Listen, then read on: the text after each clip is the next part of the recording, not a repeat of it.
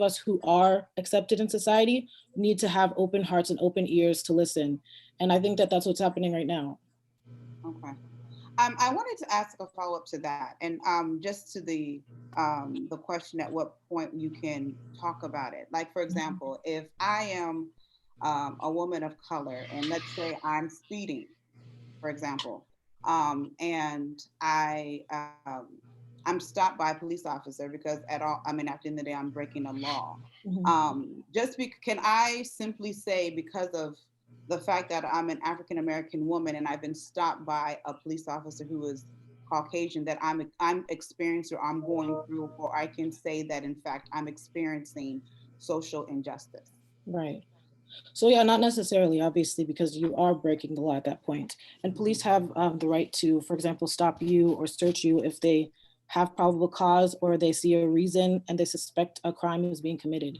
I think what people are trying to talk about, though, is the fact that regardless of what individuals think, there's a problem within the police system where even if a whole bunch of different people are speeding, a lot of police departments are given the incentive to specifically go after certain groups of people because there's an assumption that they're more likely to be perpetrating a crime. Okay. So at what point can you say you've been racially profiled? You never really know because you never know what the intention of an individual officer is.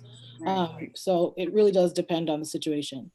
Okay, thank you. And I wanted to ask this question, and then I'll ask you, Zoe, and then I'll also come to Captain Jackson, and then followed by Senior Sergeant Moning. When you are, for example, stopped by a police officer, what rights as an individual do you have? Mhm. Yeah, so basically the main rights that you have are you have the right to remain silent. If you're being arrested, you're not forced to say anything that might incriminate yourself. You have the right to basically you want to comply. So like there's two questions here. So it's one, what are your rights and what do you do in the situation? You always want to comply and you always want to make the situation lean away from escalating, but do remember that you have the right to remain silent. You cannot be searched unless there's probable cause.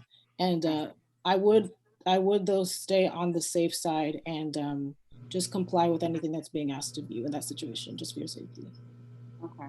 And Sergeant Jackson, if you wanted to weigh in on that, if an individual is stopped by a police officer, what rights does that individual have in that situation?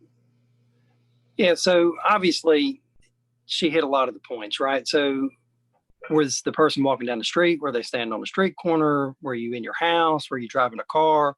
What's kind of the circumstances behind a lot of it, right? In Charlotte, we're lucky enough where we actually have a program called Cops Care, and we send a detective who goes into every middle school in the Charlotte region and provides this 1 hour service. And we actually give them a card that gives them what is all of their responsibilities. What can a police officer do? What can a police officer not do? You know, if they're ever unsure of, hey, is this a voluntary contact? Like the officer is allowed to just approach anybody. They don't have to have reasonable suspicion just to have a conversation with somebody that may be standing on the street corner. When somebody's in doubt of that, they can simply just ask the officer, am I free to leave? Right. The officer will end up saying, no, you're under detention. No, you violated the law, whatever the case may be. The officer is going to expand on that if they're ever unsure. All they have to do is ask the question. Right. And it kind of goes into the reasonable suspicion versus probable cause versus making an arrest. Right. And I think she also hit the second part of it is what is the person's responsibility, either being a violator or just a subject, a citizen standing on a street corner. The easiest things making sure they stay calm, polite, respectful, right? Make the officer when everybody starts talking lower, right? Everybody's voice goes lower. Don't interfere or obstruct, right? If he's having a conversation with one individual, unless there's a language barrier, there's no reason for somebody else to kind of butt in and start interrupting that conversation that they may be having. If the officer's asking them to simply do something, you know, obey the commands. If standing at a police car, or if the police car pulls you over, arguing it out there at a traffic stop is not the proper time to debate if you were speeding or not, right? That's what that's what the court system's for. It, don't ever give false information, right? So if they feel like the officer's doing wrong, there's a complaint process in there, and we explain that to all of our citizens in Charlotte. Hey, here's the phone numbers you can complain to internal affairs. Here's the website. Here's how you can make that. In Charlotte, over 75% of the complaints all come from internal. Only 25% come from the actual citizens. So those are some of the responsibilities and rights that people have. But the easiest things, if they're unsure, all they have to do is just ask the officer if they're free to leave. Okay. Okay. And Thank you. I Yeah. would I would touch base. I want to touch base real quick on what the Reverend said, because it was so strong against racism, which it's funny. There's almost a racism against police officers. I was standing in line one day at a store in uniform, getting a drink before going on to work, and this couple was behind me with a small child, and I heard the parents tell the child, "You better behave or this officer's going to put you in jail."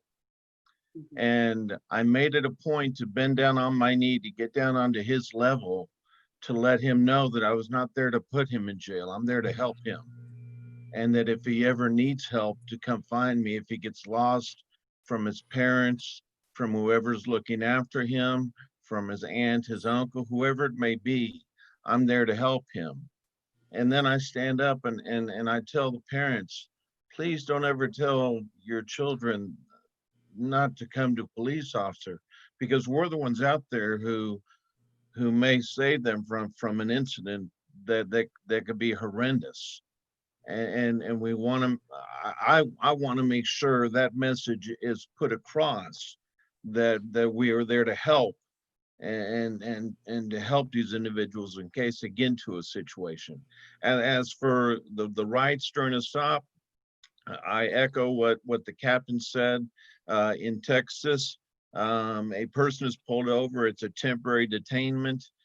We have a 7-step violator contact, where the officer goes through an introduction, a identification of the driver, a statement of the violation that occurred, and you go back, you make your decision as to whether you're going to write a citation, a warning, whatever the case may be, and then you go back and you perform the action, and then there's the salutation, the have a safe drive, and the stop is over. So at that point, like I said, for any information I would give individuals, to make it safe for everyone involved, is if you have a car with 4 windows, roll them down, let the officer see what's inside. um, Let the officer know what he's walking into, and that way you can see what's coming your your way as well.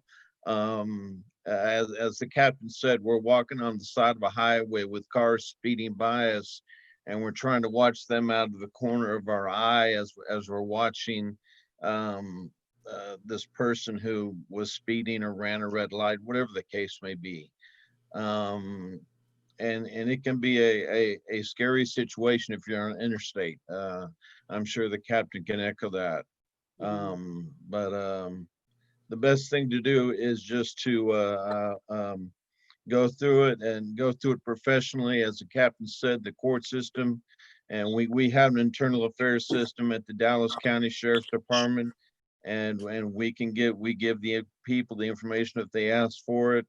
And the court system is where people can argue if they don't feel the stop was validated, or they weren't speeding, whatever the case may be. The side of the road when you're going 75 miles an hour in Dallas is not the place to do it. Right. And I just wanted to follow up on that, because I know as individuals we have constitutional rights, and sometimes some people can attest that even when you are stopped by a police officer, sometimes, or I've had an experience with an individual who was stopped with a police officer and they were asked what was I stopped for, and um, the police officer kept on insisting, can you give me your driver's license, or would just give up a blatant because, right? And so in that case, when you are stopped with a police officer and there's really no explanation, it's kind of like, can I have your driver's license and ID or whatever the case may be? How best do you handle that? Because you have to understand that, you know, the individual is ultimately going to be frustrated because it's like, what are you stopping me for, right? And Yes. so when you're giving a response like because, it's kind of like, okay, well, at that point, you know, what right does that individual have? And I'll come to Miss Senior Sergeant Moaning, and then I'll also come to Zoe to also follow up on that. So what does that individual have if they're getting a very blank because, or continue to repeat, let me have your driver's license and insurance and registration? How do they respond to that without getting agitated and getting frustrated? And that's where these open lines of communication and forums like this, I hope, open those lines of communication, because we do want to identify the driver and make sure that, number one, the car isn't stolen, this person isn't under duress or anything. And then our step is, once we get that identification, we state the offense. I clocked you going 75 and a 55, or you ran the red light, whatever the case may be. Again, it just it comes back to that's not the place to argue that situation. If you decide you want to pursue it, there's always those venues of internal affairs or the court system, to pursue that avenue of, I don't feel that stop was justified.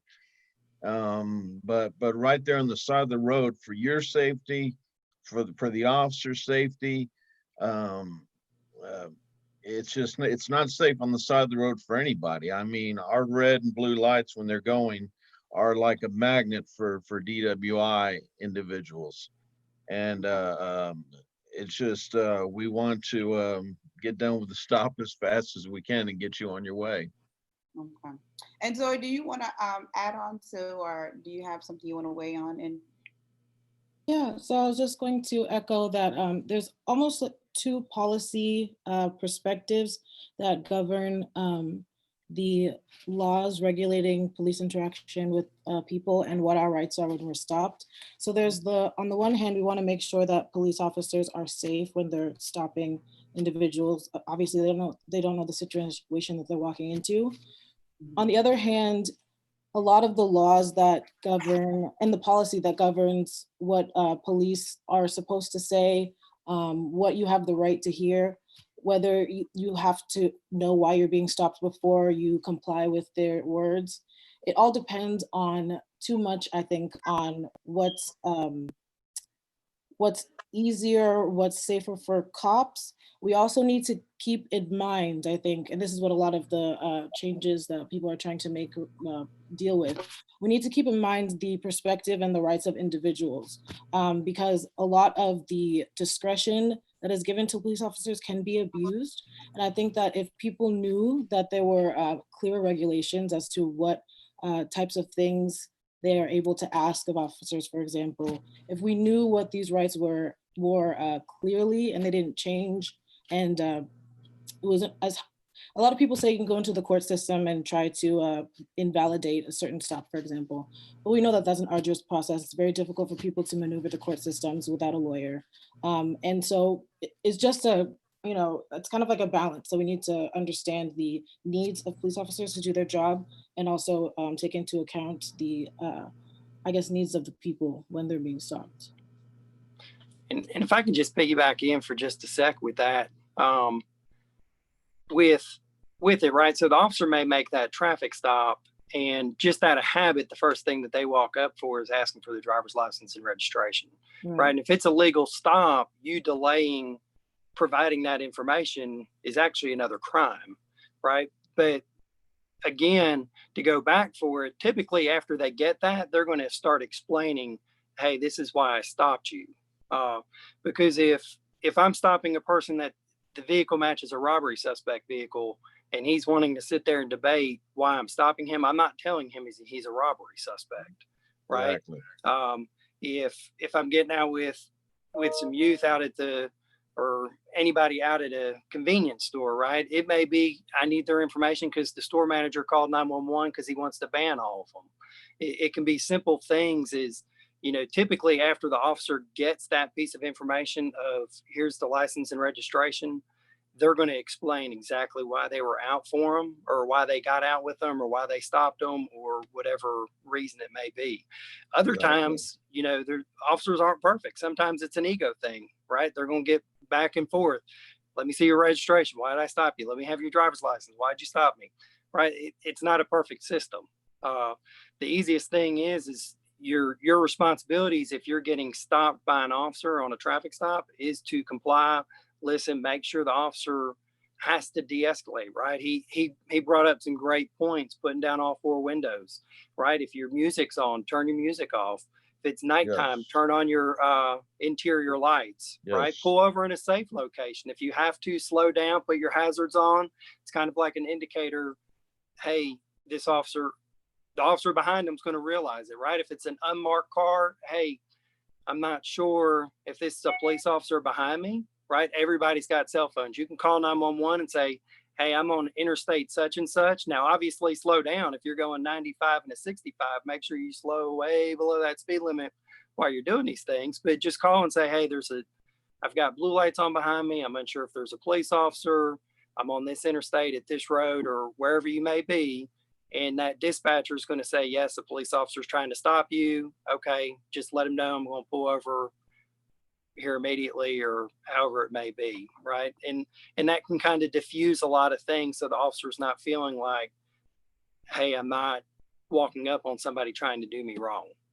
Right. It raises our level of awareness when something like that happens. And as Captain said, you know, our computers in the car, when we put out on the traffic stop, we'll put out the license tag, and if the tag comes back that this vehicle was a felony vehicle recently used in a armed robbery, it's just you go into another level of awareness, level of officer safety, call for backup squad if needed. And you know, if it just turns out to be a mistake, and you can and do that by the identification of the driver when you get up there, and instead of the back and forth, as he said, it can just stop a terrible situation from happening. Right. Thank you. So, Zoe, you said you touched on something, and I want to kind of elaborate a little bit more on that. I have a question in regards to the extent in which power or the lack of power has and how it affects someone's reactions. We all know that, you know, police officers, they're police officers. So they are high officials, or and they have the, you know, they have a big job and a big task to do.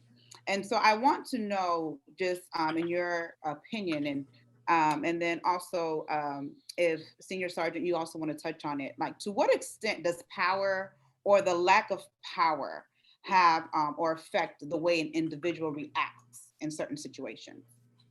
That's an interesting question. So I would say that when I say lack of power, when I think of lack of power, I think of a group of people that doesn't have as much power as another group of people. Okay. And that makes me think of the reasons that some people get so defensive when they're approached by cops.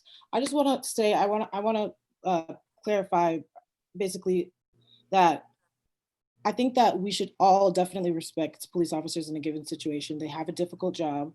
They're Right. given too much to deal with, Right. and they're not given enough resources to deal with the situations that they're equipped to deal with.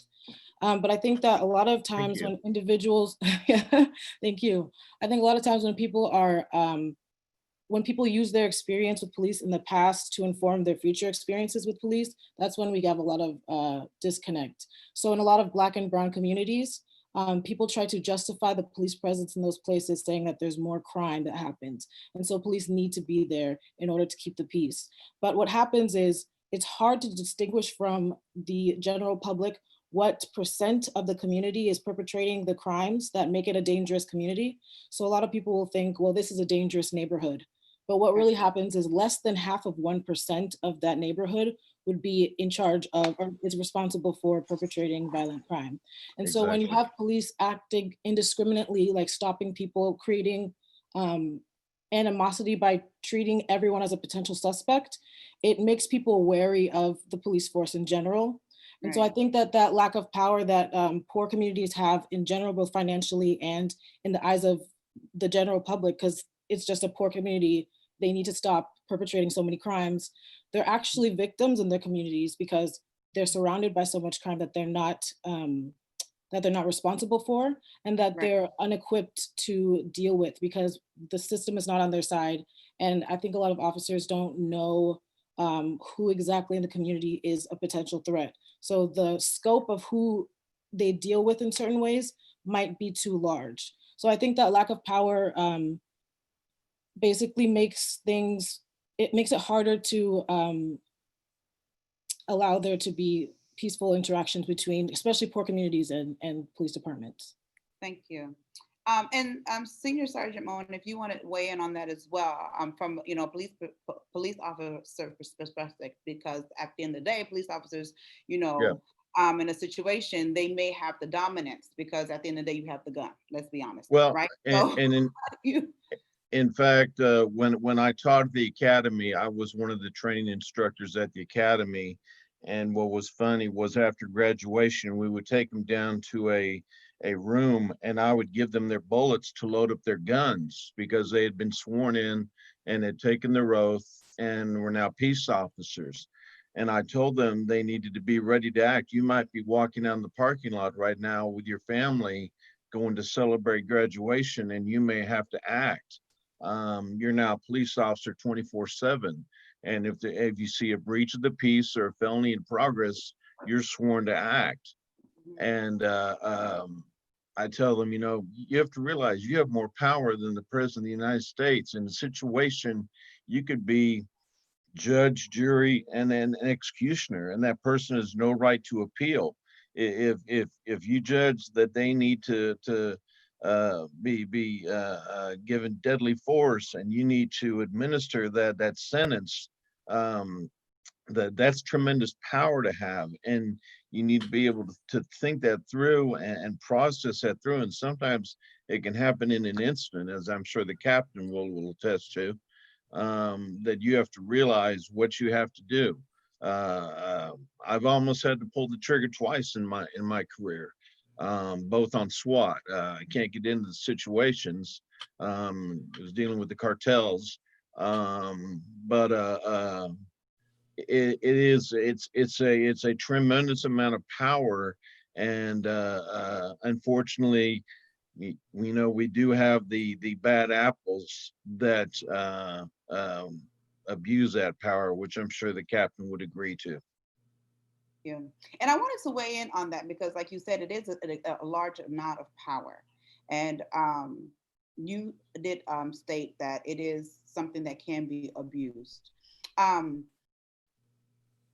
My question is, or my follow-up to that is that how can within, and this goes to Captain Jackson, please, how can the police force overall help those or take out those who may in fact be abusing such power? Because it is, in some situations, it is, you like Senior Sergeant said, you have every control in that even maybe a president doesn't have. So how or what actions can be taken within the police force to help weed out those bad seeds, to help weed out those individuals who do in fact potentially abuse such power? Yeah, and you're talking about the power amongst a police officer, like Yes, a police officer abusing his power. correct. Right. Yes. and that's kind of what I mentioned earlier was here in Charlotte, right? So out of all of our complaints in 2018, 2019, it pretty much repeats itself every year, is 75% of our complaints are from internal. What I mean by internal is a supervisor's catching it, another officer is turning in an officer. It is coming from within the police department is complaining on that police officer, and an investigation, an internal investigation takes place, gets adjudicated, what the findings are and everything else, and the officer receives his counseling, punishment, suspension, termination, whatever that case may be, where only 25% come from citizens, right? So with that, a lot of that, what that tells me is it's advertised everywhere where you can go to our website. It's extremely easy. We get more, the officer did the right thing because we receive those and track those as well from citizens more than we receive complaints from them. Okay. So for us, I can speak on our department, right? And I would imagine that's a lot across the boards. Unfortunately, we're in a business, right, where we may have a bad apple and everybody likes to throw out the bad apples. Unfortunately, when a situation like Mr. Floyd takes place, it ruins, it spoils all the apples, right? If that one bad apple, we can't have a bad apple that causes that much harm. Yes. So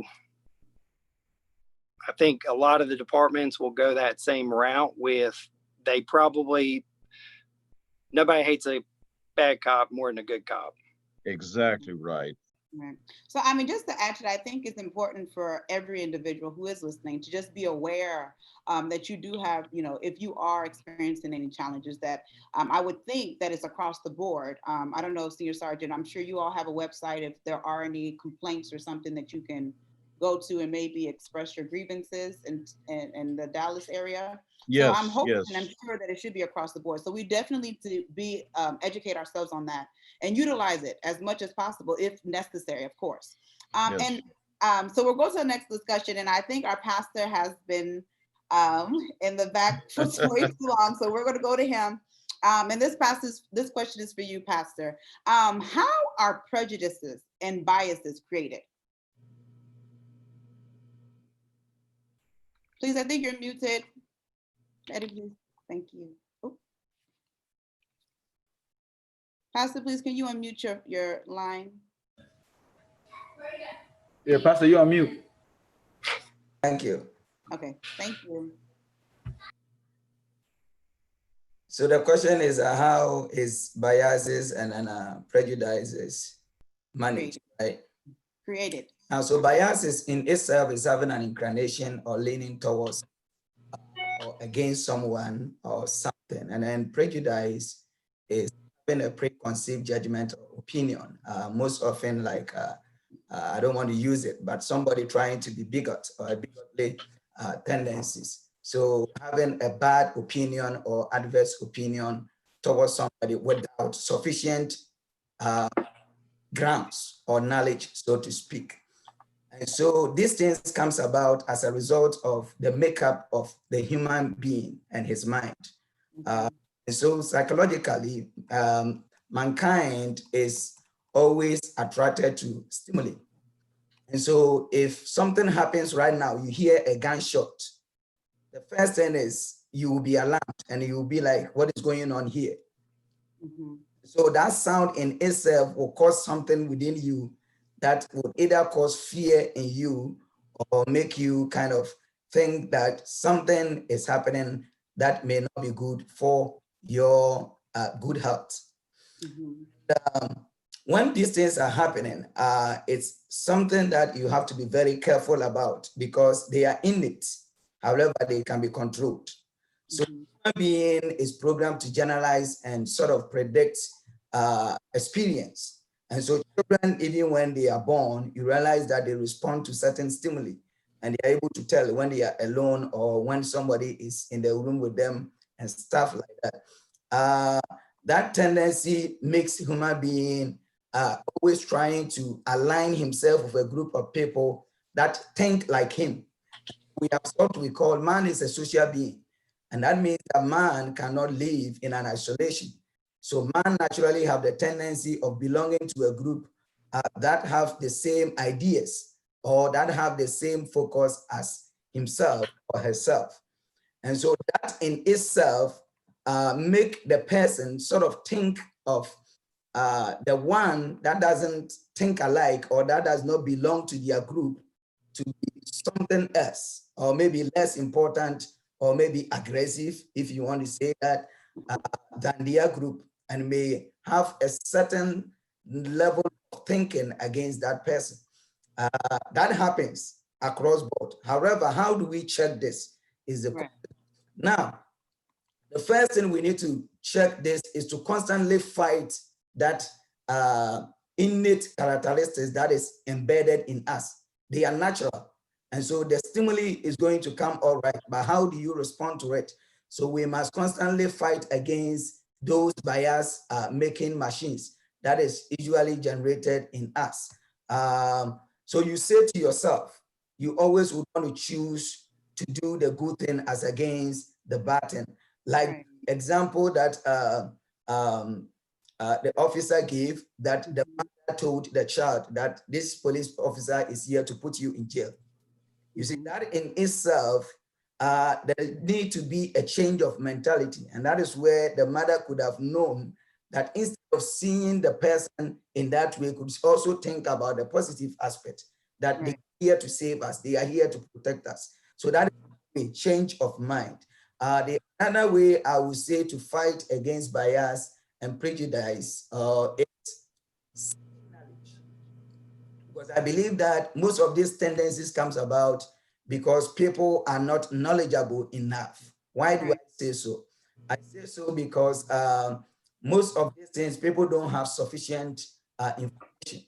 And like Zoe simply quoted, the fact that maybe 1% of a community behaving does not necessarily mean we can make a hasty generalization of that entire community that everybody there is bad. It doesn't work that way. So the fact that, let's say, color B, blue has done this, or they are noted, couple of them are noted for this, like that, does not necessarily give room for generalization. So how do we overcome that? Is to seek knowledge. We must seek knowledge. How do we seek knowledge? We must seek knowledge by learning about the people, know exactly whom they are. That is very important. And most of the things that we are having, if we should come to what has precipitated our discussion tonight about the abuse on the Blacks, it's simply because of the knowledge that some people have concerning what the Blacks. They are very opinionated about the Blacks and thinking that the Black man it's a wicked person. So how does this happen? It's happened because of what has been codified in the history books. In the history books, for example, in America, we know that the staff there are biased. I did a bit of history, so I know what I'm talking about. And so it's about time that we seek knowledge by traveling to see the realities on the ground, by actually getting to know the other side of the historical inclinations of this group of people. It helps. For example, we cannot say that all Asians are like this when we have not even been to their land before, or we haven't made any effort to study their culture and their perspective. And so anthropologists will come in here and they will go there, stay with the people to seek knowledge. And then that knowledge will be able to kind of destabilize that prejudiced knowledge. Another way is to also make friends. You make friends with people. There should be a place for people to intermingle with other people. And even if we can marry across cultures, it's another way of also learning and overcoming some of these tendencies. Because then you will realize that, oh, I used to think about people this way, but they are not like that. And it happened to me at the you know, Ghana, how sometimes we have talks against some of the tribes. And one tribe, for example, is I wouldn't at that time like was, for example, the Evers. If you are ever, forgive me. But trust me, one of my best friends, who is also a pastor in Ghana now, and those who are around me knows if I'm saying he's very, very close to me. He's an Ever. We met. It took us a little bit of time for me to even realize that he was an Ever. And anytime I am with the family and he has spoken Ever, because of me, he will intentionally not speak back to them. Translate in P for me to understand. So that in itself changed my perspective about the whole tribe. And are the very people I like so much, and I have a lot of respect for them. So one way is also to intermingle, make friends with them, and even go to the extent of marrying across culture if that will help. As Christians, how do we also overcome this? Christians must resolve to fulfill scripture. How do we do this? We must love our neighbors as ourselves. What does the scripture tell us? We must learn to live at peace with all men, if possible. And even the most challenging one is to pray for our enemies. So the very people who look at you and who look down upon you, your responsibility is to try to love them, try to live at peace with them, and even pray for them as well. That is what I can say for now. Thank you so much. And just to add, Pastor hit on a very good point, because it's like these preconceived notions about individuals. Like I was listening to an individual and they're like, Black Americans are aggressive. And it's like, how can you categorize one, maybe because of an individual situation, that every African American is aggressive? And I don't know if Zoe, you wanted to weigh in on that a little bit, as far as prejudices and biases and how they're created. Maybe you wanted to touch on something. Yeah, I actually really love this conversation because it's rarely spoken about in schools. So I wanted to talk about basically how, for example, anti-Black racism came to be. And the history books skip over a really interesting time in this country, which is what America was like for Africans before slavery became Black. So at the time, like before the 1600s, the master status wasn't skin color, it was wealth. So all the people considered in one group because of their socioeconomic status were considered one people. So Black slaves and Irish indentured servants, all of them were in a similar class. So they were considered one people. It wasn't until Bacon's Rebellion that the landowning class realized that it would be more effective to try and split up the lower class to make the one group of people that has been subjugated for economic benefit, because they were trying to build their country at the time. Right. It makes more sense, and the people are less strong when you divide them. So they intentionally made slavery in America Black. And at the time, there were Black people who owned land. There were Black people who were married to white people. And they slowly began taking those rights away until Blackness became equal with slavery. If you were Black, it was assumed that you were a slave just because of your skin color. And so that message was, I guess, it was justified for the purpose of slavery so that America could reap the economic benefits of that institution. And the prejudices that kind of stem from that, to this day, we think that race as we understand it has always been the way that it is now. I think a lot of it is perpetrated through the media. The fact that we are not, like Pastor said earlier, we're not taught the reality of people's lives. And I think a lot of times we stay within our own enclaves. So yeah, a lot of times prejudice informs the way that we interact with other people. And that prejudice is not only stemming from our immediate inclination to categorize people, but also from the messages that we've received about what being in a particular group is. They're not fixed, and we need to question them. Thank you so much. And so, Pastor, if I could interrupt you real quick. A few years ago here in Dallas, we had the worst mass killing of officers. We had 5 officers killed in one night here in Dallas, and I was in downtown Dallas when it happened. I was there for 36 hours. And yeah, if I could, I know I'm putting my wife on the spot here real quick. I just wanted to get her reaction as to she wasn't concerned about the racism aspect. She was more concerned about the safety aspect of me when she saw on the news about how many officers were being shot. So honey, I'm going to kind of move this towards you. Hi, I'm Lisa. Hi. You know, when you're talking about the safety of the officers and you're talking about the safety of the public, I agree. Zoe, you've brought up some great points in regards to the systemic racism and what you were saying just now in regards to prior to the 1800s. You've just taught me something. And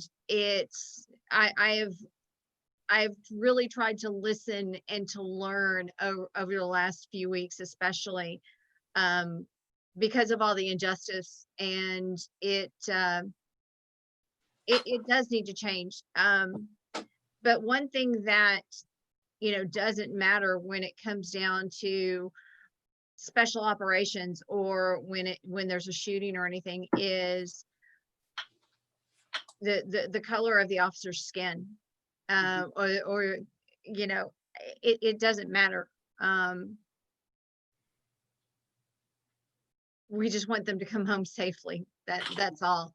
Zoe, you nailed it in regards to the thought of an area, you know, oh, because there's, you know, African Americans who live here or Hispanics who live here, or, you know, a lower class of whites that live over here. You know, it's you know, it's the 1%, like you said, and it comes down to that as well in regards to the officers. It's the 1% that become the problems. And you know, for those of us who are sitting at home just waiting for our husbands to come, or wives to come home, it's tough. It's tough. But we're here also, you know, not only, you know, we're kind of in the middle right now. I've said several times over the last few weeks, I'm kind of stuck in the middle here, because I definitely want my husband to come home, and you know, I support, you know, our blue brothers and sisters out there, but the injustice has to stop. Right. You know, it has to stop. There's no getting around it. And I have some friends from work that I've told them, hey, when this COVID stuff settles down, you know, they're friends of color. I said, I want to sit down with you. I want to talk. I want to learn. I want you to teach me. And because I want to understand everything, you know, what your life has been like. I want you to understand what my life has been like. You know, I want us to know each other. And it's Zoe, I mean, you really just impacted me, Zoe. You really, really did. But yeah, it needs to be, transparent. It needs to be colorless. It needs to be human, as the pastor said. It's knowing each other and respecting each other for our differences. So yeah. Thank you. I mean, you know, in dealing with that situation that night, you know, we weren't concerned whether the target was Black, white, Hispanic, Asian, whatever. We just knew that he or she was shooting and killing police officers. And that was our goal, was to stop that from happening, because if he was going to do that, he could start shooting civilians. And so I'll end it right there. Thank you so much. Thank you so much. We really appreciate your input on that. And I just want to remind everyone that, yes, if you have any questions or any contributions, the Google link has been posted. I was over here looking for my tissue paper because I'm like, this is getting because it's true, you know, police officers have a very big, you know, their job is a very dangerous job. And I'm sure their wives, you know, can't go to sleep at night, you know, wondering when their husbands will come home. And I think also, you know, with everything that's been going on, even being an individual of color, there are also nights where we can't sleep, you know, because we're concerned, So it's like everyone right now is battling. And I think this is a great platform for us to be able to voice those concerns and those battles and educate ourselves, because our pastor said it best: education is power, knowledge is power. And once we get that and we understand that, then we understand people's situations and the shoes that they're in. And so I really want to thank you, Ms. Lisa, for that contribution. And as we're entering, just talking on that, I just wanted to touch on, as we all know, we had an African-American male, George Floyd, who was stopped for something that he did. And it led to him being arrested, and it led to a police officer putting his knee in his neck for 8 minutes and 46 seconds. And I'm just going to start with you, Senior Sergeant Moen, and then we'll go to Captain Jackson. What are your thoughts? How do you feel about everything that's been going on? That was abhorrent to me. In no way was he resistive. As a use of force instructor, I did not see any movement on his behalf, no kicking, no turning of the torso, nothing to me that indicated any need for him to be put in that position. It was close to being in a position we call positional asphyxia, where he would be on his chest and not be able to breathe. But as it was, the officer placed his knee on his neck, which cuts off the blood flow to the brain by cutting off the blood flow through the carotid arteries. It was not needed, and I won't put any words in Captain's voice, but it was, as he said before, my wife is a purchasing manager. And if a purchasing manager up in Chicago, Illinois, is found to be taking bribes from somebody and gets fired, that's the most they may hear from it is internal memo or something. But when one of us, one of the sworn officers across the United States, does something like this individual did, who I'm glad he's not a sworn officer anymore. He shouldn't be.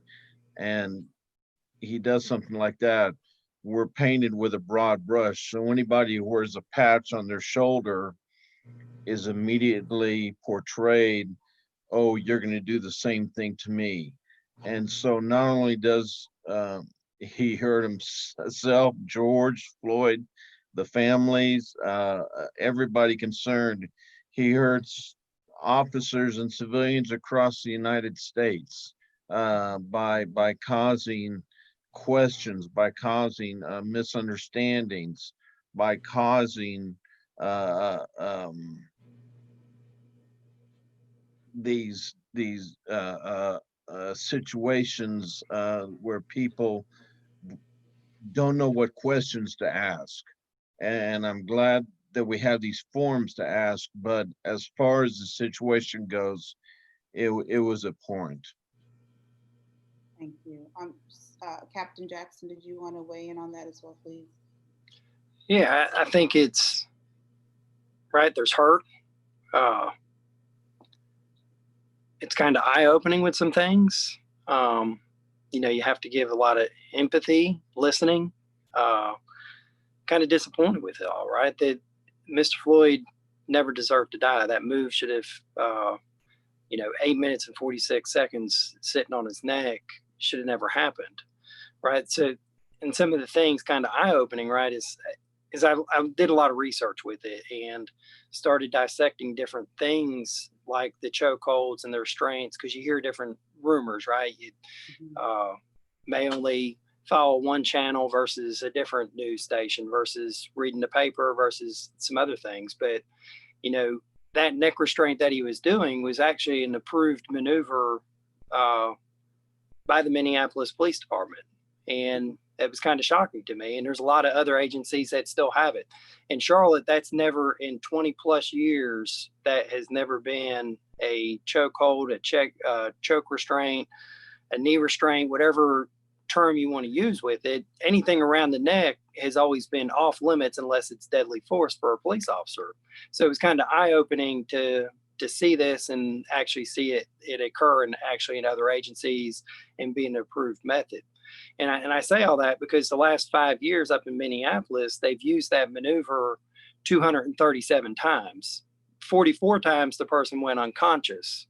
Mr. Floyd was the 45th, and he never made it back, right? He was, as far as I know, was the first one to die with it. So, you know, it's kind of shocking when you start hearing those numbers that, you know, up there in Minneapolis, they put somebody unconscious 44 times with that maneuver. It's kind of eye-opening and shocking, right? It shocks the conscious.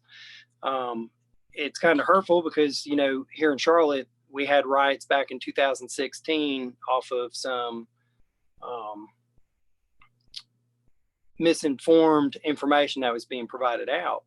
But we still reaped some of the backlash, the rioting, the looting, the protests for something that occurred up in Minneapolis. And it's because the community's perception is still their reality. So even though we've taken great strides since 2016, holding various different programs and really putting our efforts into our engagement, right, we still need to improve that perception so people don't feel like it's like they're being mistreated.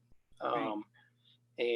And put in those type of situations, it's difficult times, and we need to continue to improve the police relations with the community.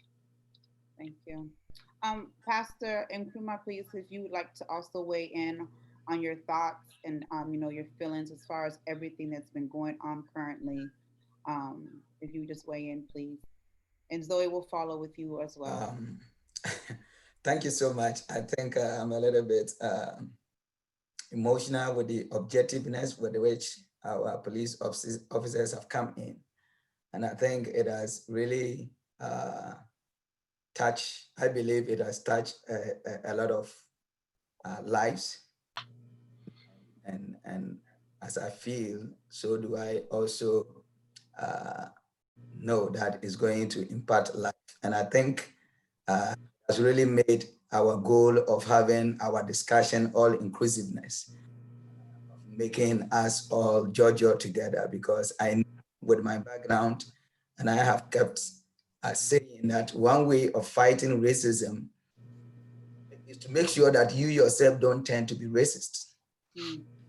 For us to have this mixed discussion panel here and them being very objective speaks a lot.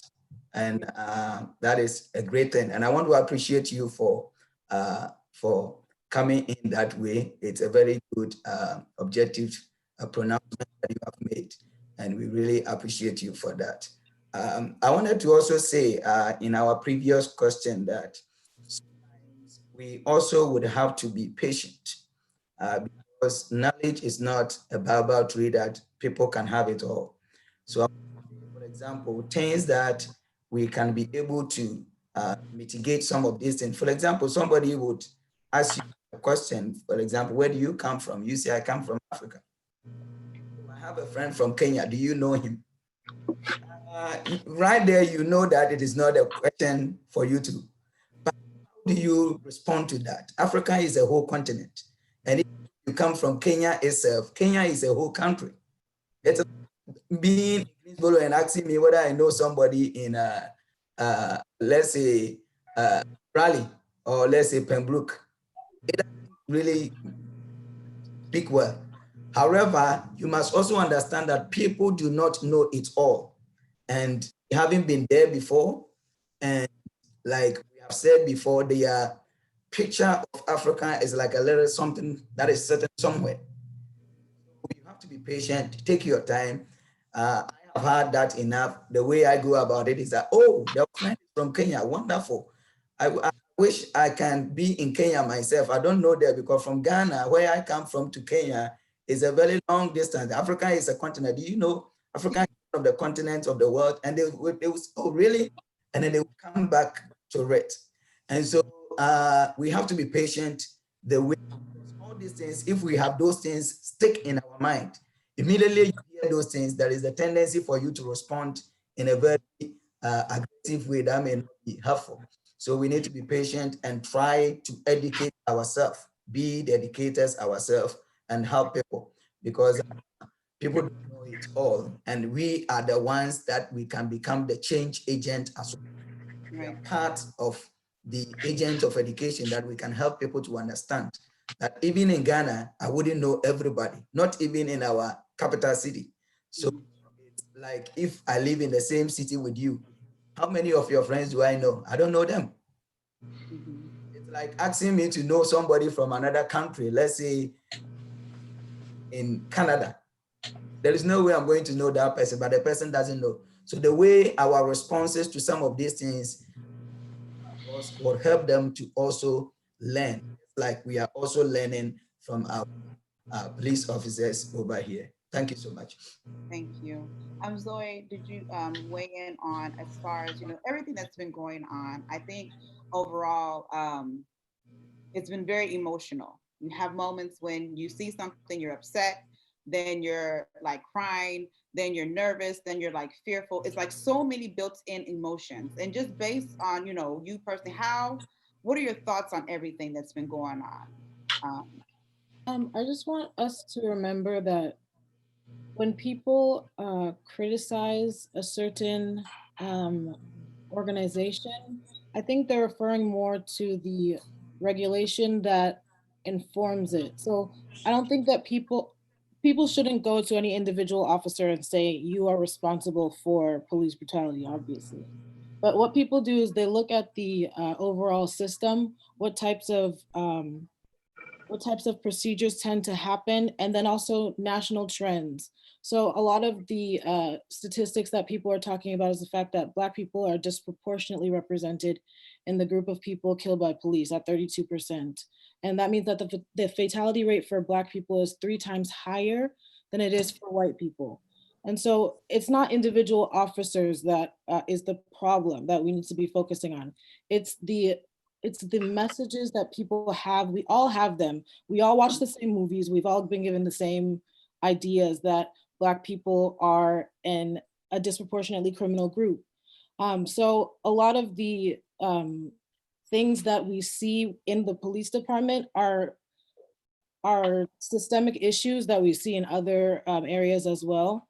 And so I just want us to remember that the focus shouldn't be on individual police officers. I really want to appreciate Ms. Lisa for that message. That made me a little bit emotional. But I just wanted us to come to a middle ground that the laws regulating the police force in the United States have not protected Black people.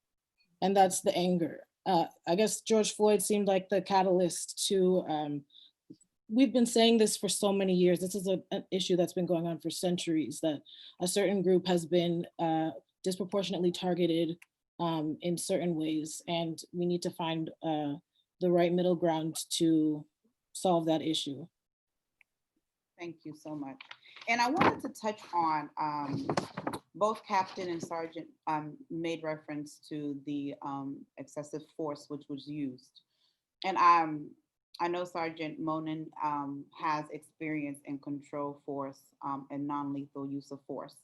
And I want to touch on that because I want us to understand, because, even though George Floyd's impact has been so powerful around the world, not only just the United States, across the waters, it's been very impactful. This is not the first time that this has happened. We've had, Eric Gardner, for example, who was also in a chokehold and was insisting that I can't breathe. And so for you, Senior Sergeant Mon, with your experience in this non-lethal use of force, how or in what ways or why is it that these reoccurrences are happening?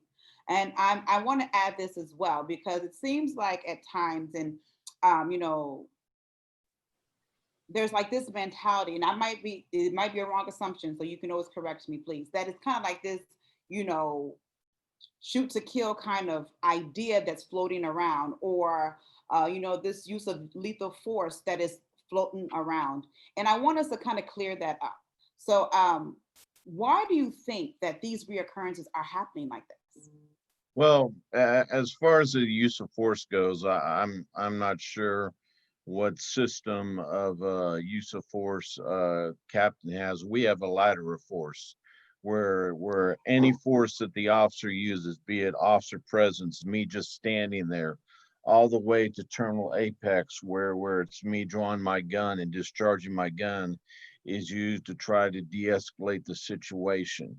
And it's all precipitated by the subject's actions. If I go around the back of the house and there's an individual rushing at me with a 2x4, there's no need for me to go through verbal commands, control and restraint techniques, ASPETON, OC, all the different things on my Batman belt. I need to draw my weapon and tell him to drop the 2x4. And if he doesn't drop it, I need to do what I need to do to save my life so I can go home that night. One of the deadly force situations, deadly force technique that could be used could be the chokehold. Again, if I'm authorized to use deadly force in the state of Texas if I need to protect my life or the life of a third person, be it a civilian or a fellow officer. If I see them in trouble, I'm authorized to use deadly force. To see it used so grossly in those instances is I believe it's what Zoe touched on. It's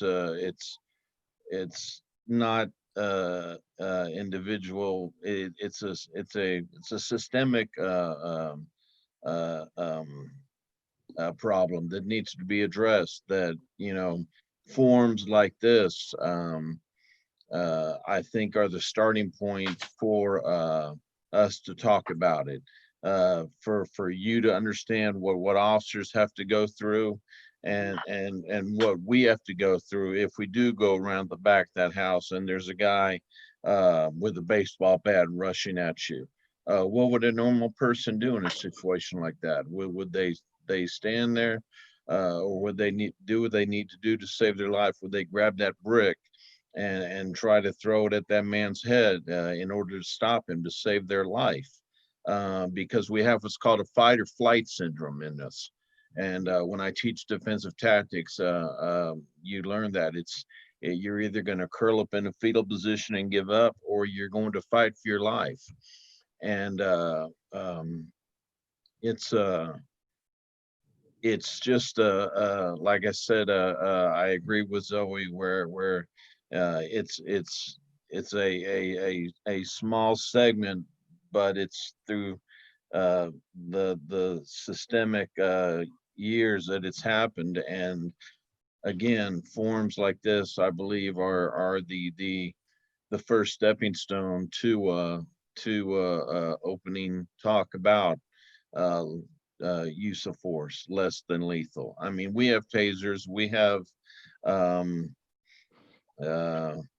I really can't go into some of the tactics that we have.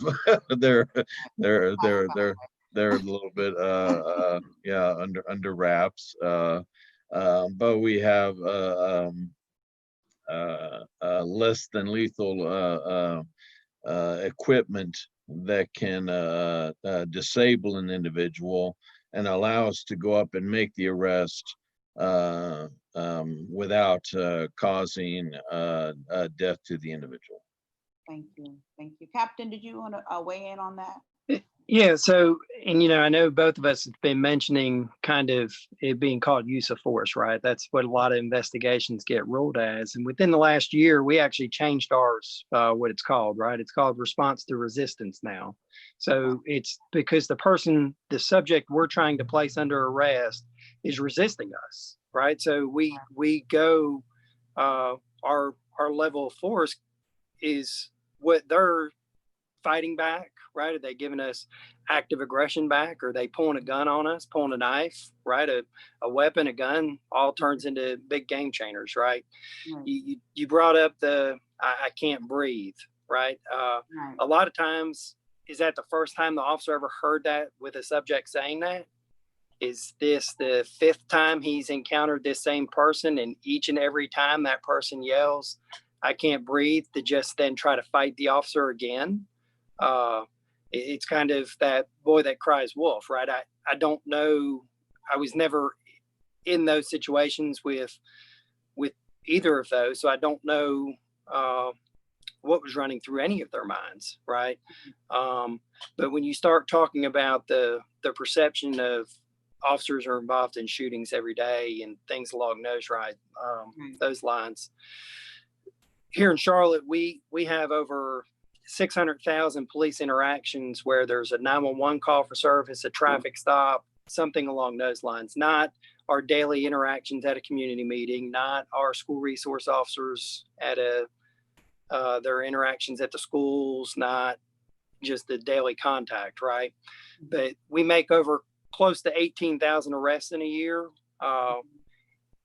We encounter over close to about 11,000 people who are armed with a firearm, right?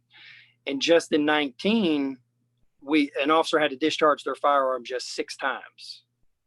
And I say all that because we encountered close to 11,000 people armed with a firearm, and we only had to discharge the firearm 6 times. What that tells me a lot is, right, the officer's de-escalating a lot. The citizen is complying with the officer to de-escalate, right? Out of those 6, one of them was an off-duty officer being robbed, or her and her family member being robbed, and she pulled out her service weapon and discharged it. So when you're actually talking about the course of a police officer being in uniform, it actually drops it down to 5. But when we start thinking about that, that's where I challenge people to do research, right? Make sure you're not just listening to one news channel, one newspaper, right? Read it from various places, because how's the media going to perceive how would the media highlight those encounters that I just highlighted, right? Would they say every other month CMPD shoots at somebody, right? That's an accurate statement. That kind of puts some fear in people's eyes, right? Right. Or could they say, hey, 1 out of every 100,000 interactions, CMPD discharges their firearm? Or could they say, hey, out of 11,000 armed encounters with a person with a firearm, they only had to discharge their firearm 6 times, right? Well, what numbers is the media going to portray, and how are they going to portray us? Right. Right. But without having these conversations, people immediately are going to think, well, dang, they shoot somebody. They discharged an officer out of 2,000 officers, an officer discharges his firearm once every other month. Right. That sounds like a lot, but when you start throwing in those bigger numbers, it really dwindles it down to not a whole lot that it could be. So I wanted to ask a question in regards to, we've talked a lot about the situation that's gone on with George Floyd. And I think from our perspective, as people of color, it's very emotional for us because, there have been people who are people of color who have been, their lives have been taken due to situations that may be out of their own control. And you said something, and I want to kind of follow up on that. Yes, I'm sure you've had the case where someone may be crying wolf, or like, as far as, oh, I can't breathe, just to kind of get out the situation. I mean, just to kind of, for them to get out of the situation. But at what point, even looking at that situation, at what point in the position in which he was in, his hands were behind his back, he was handcuffed, right? And there was, and, we're not trying to, attack, anybody individual, but, there's videos we've seen, other individuals who have not, to us, come across as they're giving off a threat. So at what point, even if they may be over exaggerating because they want to get to that situation, is it just a human right for us to say, you know what, let me move back, let me not, or let me see how he's doing, let me check a pulse? And I'm also saying this because there was also a white American, and he was handcuffed by a police officer. And this video I actually saw with the police cam. So he was handcuffed, and the police officer was he was on his stomach. The police officer was on his back, and he wasn't responsive. But the police officer was still on his back. He wasn't responsive. The ambulance came, checked his pulse. He wasn't responsive, but he's still on his back. At what point, as a police officer, do you step back and be like, you know what? Maybe he's not faking it. Maybe this is real, and potentially save that life. And this can go to either Sergeant Moen, if you wanted to weigh in, or Captain Jackson, if you want to weigh in. Yeah, no, I'll jump at it I wasn't trying to give a defense. Right, I understand. I was just throwing out hypotheticals as in, that's something, right? What should have occurred was when he was saying all those things is he should have been sat up, right? His hands are behind his back. We've got him under control at that point, right? And he should have been sat up in a lot of those times, right? I'm just saying what could be running through those officers' minds is a lot of those times it's coming from training and experience. Okay. And two of those officers in Minneapolis only had 2 days on and 4 days on the job. Mm-hmm. Right. So they're extremely, extremely wet behind the ears. They really don't, they may know how to turn the blue lights on in the police car. And I'm not, I'm saying it kind of be funny, but in the real world, right, a lot of things are going on, and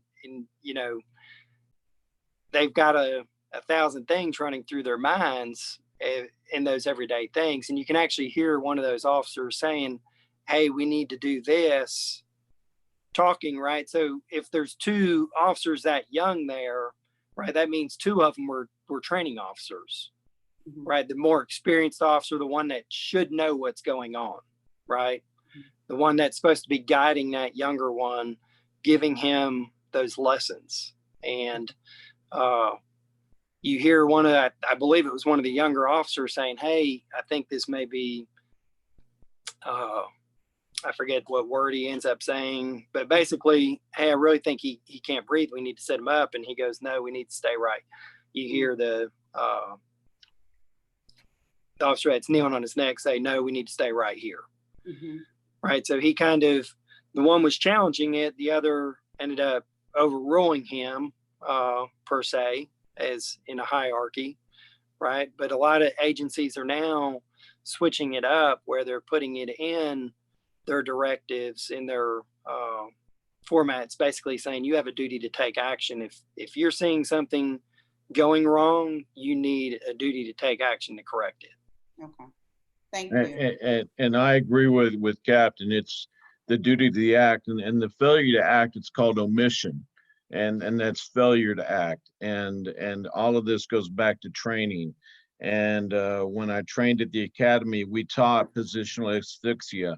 And as Captain said, he was handcuffed. He could have been put in the rescue position where you draw one knee up, have him on his side, and put him against the side of the car, and wait for EMS to get there, and go from there. Sit him up if you need to. That there's a variety of ways to have dealt with that situation, to allow him to not get to the point where it ended up at. I think back to when I was in SWAT, we have these straps on the back of our heavy vests that we wear, but that are actually used by the fellow officers, and they'll hold on to you, and they'll stop you from going past a point that be considered dangerous, a T-junction with intercrossing hallways, multiple doors. We have ways of attacking those threat points and making sure that we do it in the most safe possible way and try to mitigate as many threats as we can. It all goes back to training. It all goes back to as the office as Captain said, allowing any officer there, if he sees something that's wrong, to have the voice to step up and say, "Hey, we need to stop. We need to change this," because again, failure to act is omission, and that's just as much as commission as committing the act. It's just like in a family violence situation, a father or mother who allows their child to be beaten in front of them and fails to act by calling 911 or child protective services or whatever the case may be. It all comes down to training. Thank you so much. And we're going to ask these two questions, and then we're going to go to our Google Doc. For anyone, if you have any questions, please continue to post into the Google Doc, and then we will begin answer any questions you may have for any of the individuals on the panelists. So I want to ask this to Pastor. When should an individual take a stand against what he or she believes is injustice? Based on everything that we've said, when should that individual take a stand against what they believe is injustice? And what are the most effective ways to do this? Thank you. That's a good question. I think is whenever it starts. There shouldn't be any waiting time for you to take measures to stop that, because the more you condone it, the more it's going to happen. Okay. And you don't know who else has been affected by it. So what needs to be done right away. Sometimes you have to speak up, or sometimes you have to, even if you comply, there are other ways that you can seek for justice. And then right after you leave the place, whether you are in school, whether you are it's your involvement with a police officer, there are other ways you can seek for justice. And it's very important.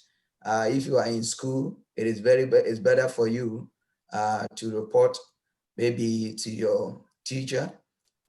If your teacher is not helping a lot, maybe you can go to the superior, because there is a discrimination claim under the Equality Act of 2010 that every institution must oblige. So that you have to tap on it. So I would say immediately when you realize that your rights are being infringed and trampled upon, you would have to press on for justice. Even in scripture, we see that Jesus himself pursued justice. When we look at he healing the leper in Matthew 8 and caring for the woman caught up in adultery in John chapter 8, they are examples that we can cite for Jesus seeking for justice. There is one that I actually like, and that is Paul. You realize that when Paul had saved a slave girl and they were beaten and thrown into prison, they had wanted to send them out quietly, but he insisted for justice. He didn't keep quiet right there. That is Acts 16:37-40. Paul said that, but Paul said to the officers, they beat us publicly without a trial, even though we are Roman citizens, and threw us into prison. And now, do they want to get rid of us quietly? No, let them come themselves and escort us out. So what this means is very important. As a Christian, as a child of God, or whoever you are, with all due respect, immediately you realize that there is any infringement on your rights as a human being, regardless of whoever is perpetuating that infringement, you have to seek for redress. You have to seek for justice. The other side of the question is, what is the best way to do it? You have to speak up, is one. Where do you speak up? Are you reporting to the law enforcement agencies? Even if the person is a police officer, there are superiors, so you can take the person on. If it is a civilian, you can report the person to law enforcement agents, or you can go to court. If you are in school, like I said, you can also do that through the school institution. And people are taught these things. Sometimes it is the fear that is ingrained in us that make people not to seek for redress. But I think that we must get over that. We must get over that and try our best to seek for justice. So you speak out, you don't keep quiet. Keeping quiet is bad, because then you are condoning and affirming the wrongdoing. So you need to speak out, and you need to let the authorities know, or law enforcement agencies know of the situation. Another way is also to, what do you call it? Make records of all those things. It could be a workplace, something that is going on. Make the records, take notes. If you can get pictures and stuff like that, video, recording, whatever it is, get them, because they are going to be serving you a good for you to use them as what? Evidence. Because sometimes you go over here and there, even when you report and the person doesn't take action, just record. When you go to the person's superior, you can say that it happened on so and so date. I reported to so and so person, and I feel that he hasn't worked on it to my satisfaction. All those things are going to serve as evidence for you that will actually go a long way to prove your case. So there is no time to waste on it at all. Anytime you feel that you are being trampled upon, that you have to rise up, speak against it, and try to seek for justice in whatever capacity that you can.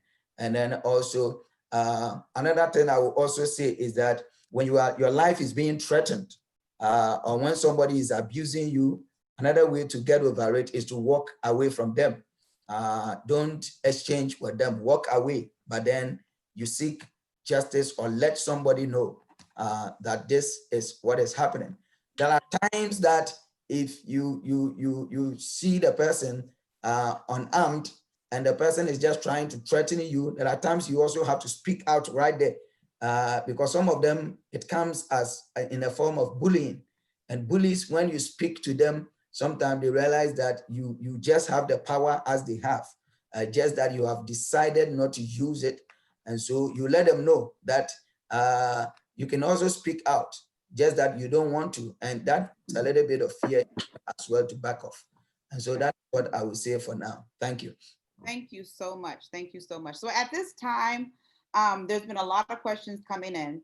So we're going to ask some of the questions that have been coming in from those who are viewing. Please, there's still time for you to ask any questions before this program is completed. What we'll try to do is restrict every question to one individual for time purposes.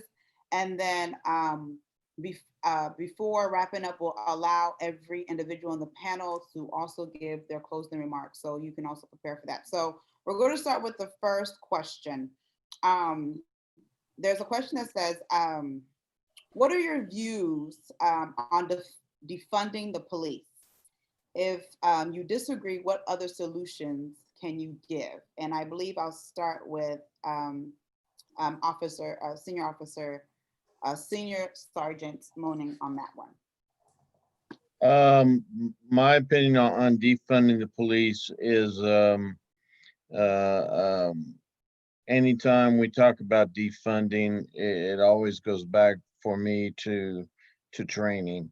If we take monies away from our officers, what are we teaching them? That's what it boils down to. You're lowering your standards of instructors. You're lowering your standard of equipment. You're lowering your standard of knowledge that you're passing on to them.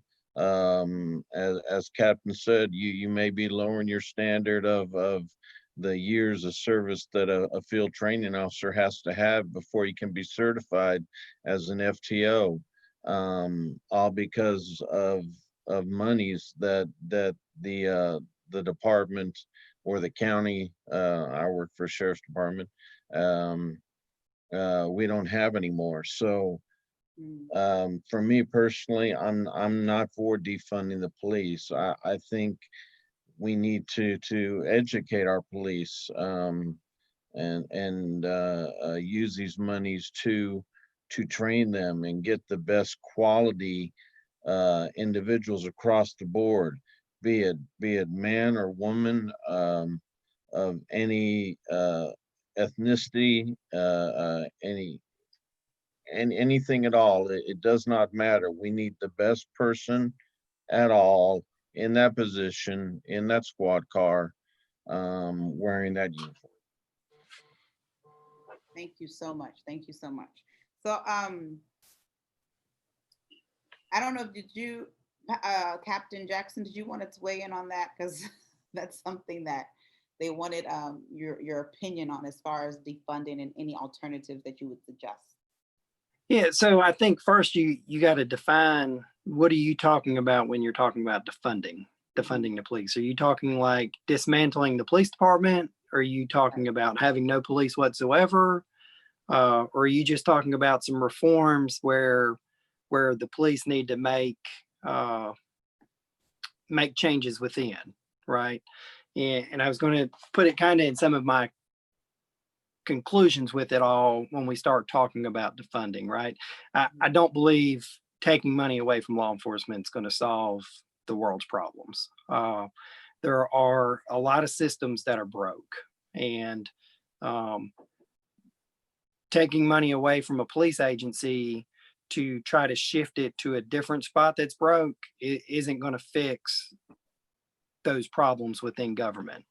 I think the community needs to get more familiar with their police departments, figure out what programs are going on within your programs. How can you be an assistance of the police department, right? We've got a volunteer unit for us, right?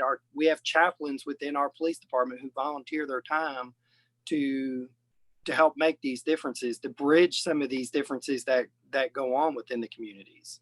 Yeah. We've got diversion programs. We've got different programs where we're taking people who've committed a crime, right, and we're diverting that charge so they don't have that on their record, right? And we're able to do those different things where I like to believe our agency's kind of out in the front of a lot of different, out in the front of a lot of areas within law enforcement. And I don't believe defunding's there. I think a lot of people started screaming the Camden Police Department aspect. And I think if people do a due diligence researching those things, they wouldn't want to defund a police department or break it down and try to rebuild it like Camden did. People will say it works because crime went down. Well, if you look at that crime going down there in Camden, it went down in every other bigger city in New Jersey as well. So by them defunding it or dismantling it in Camden didn't cause crime to go down in all these other major cities in New Jersey, right? But what did happen in Camden that a lot of the news and a lot of people aren't explaining is their use of force went up drastically. I'm talking some pretty big numbers. It went from 41 to over 400 with complaints, right? That's a huge spike.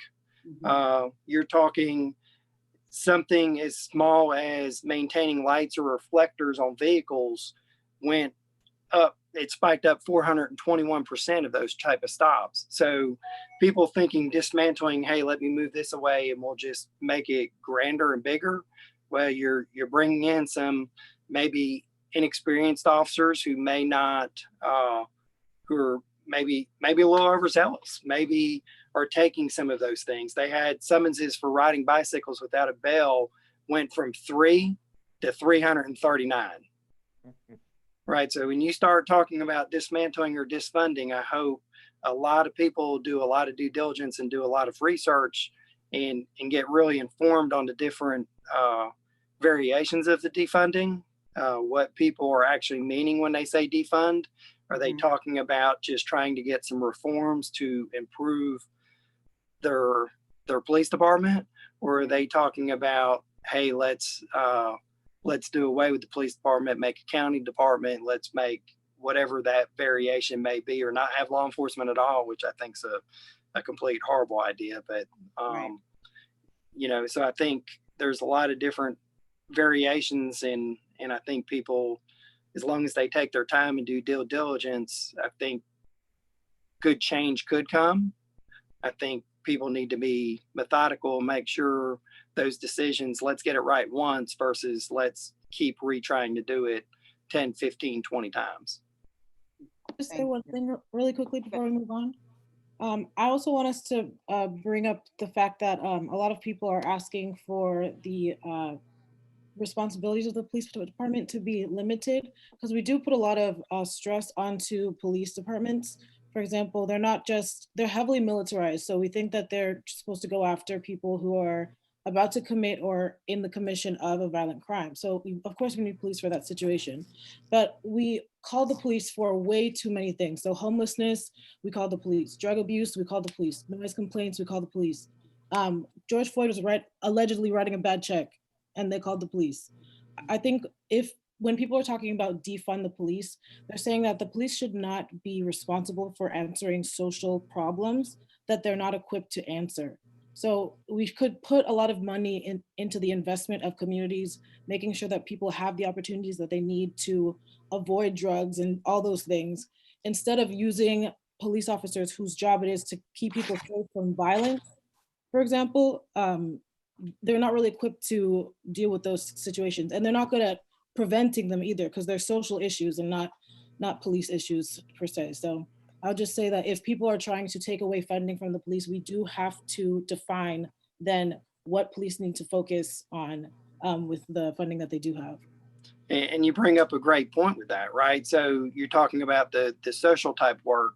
Well, our police department saw a big need with the mental health illness, right? And we went out and spent a ton of money to make sure we've got what we call community policing crisis response team. So we have an officer paired up with a licensed clinician who's in mental health to be able to go out and handle a lot of these type of calls that we're getting.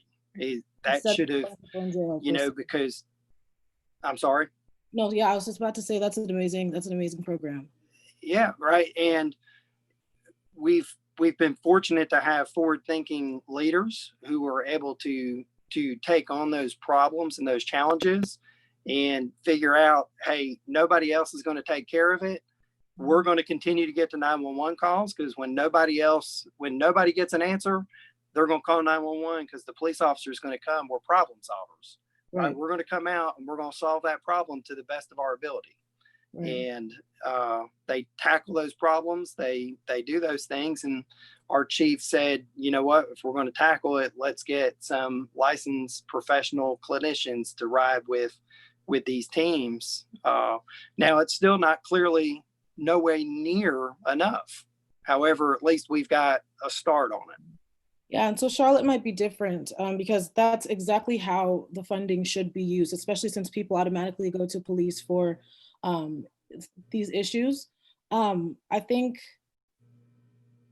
what happens in so many police departments in the United States is when they do receive funding for specific things, for example, reform, for police training, for example, this drug program that Charlotte's police department has, a lot of times there's no oversight on how those funds are used. And so it just goes a lot of times into more militarization or more weapons, more things that would equip police to deal with violent situations, and not the underlying issues that are causing some of the disturbances that might happen in the community. So if more police departments could implement like robust programs, allowing clinicians, like I guess people who are medically able to deal with certain issues that we force onto police officers, I think that would be an amazing thing.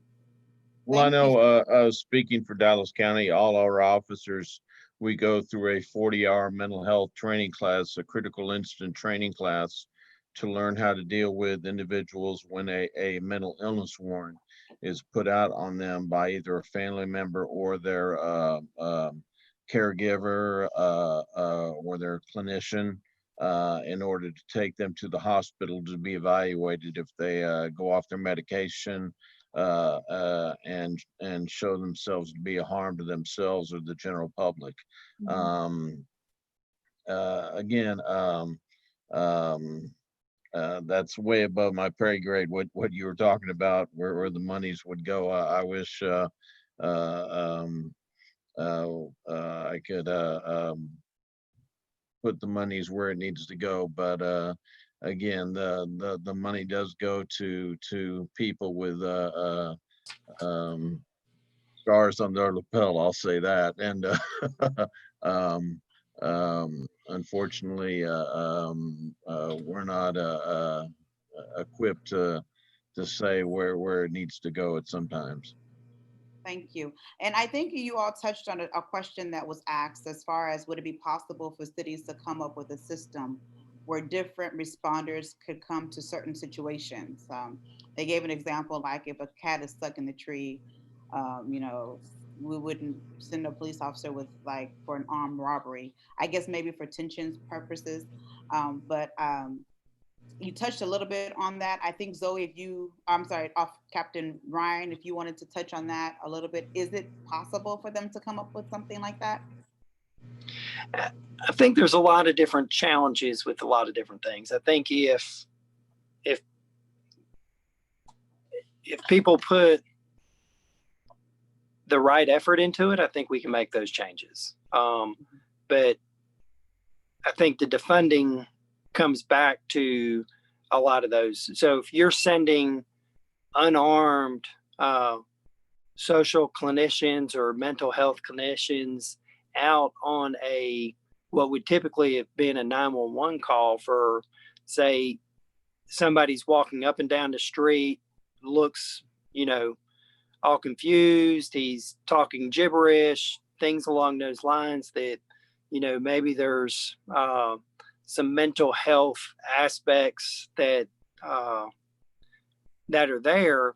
Well, is that clinician immediately then going to call the police officer to that scene to handle the call anyway?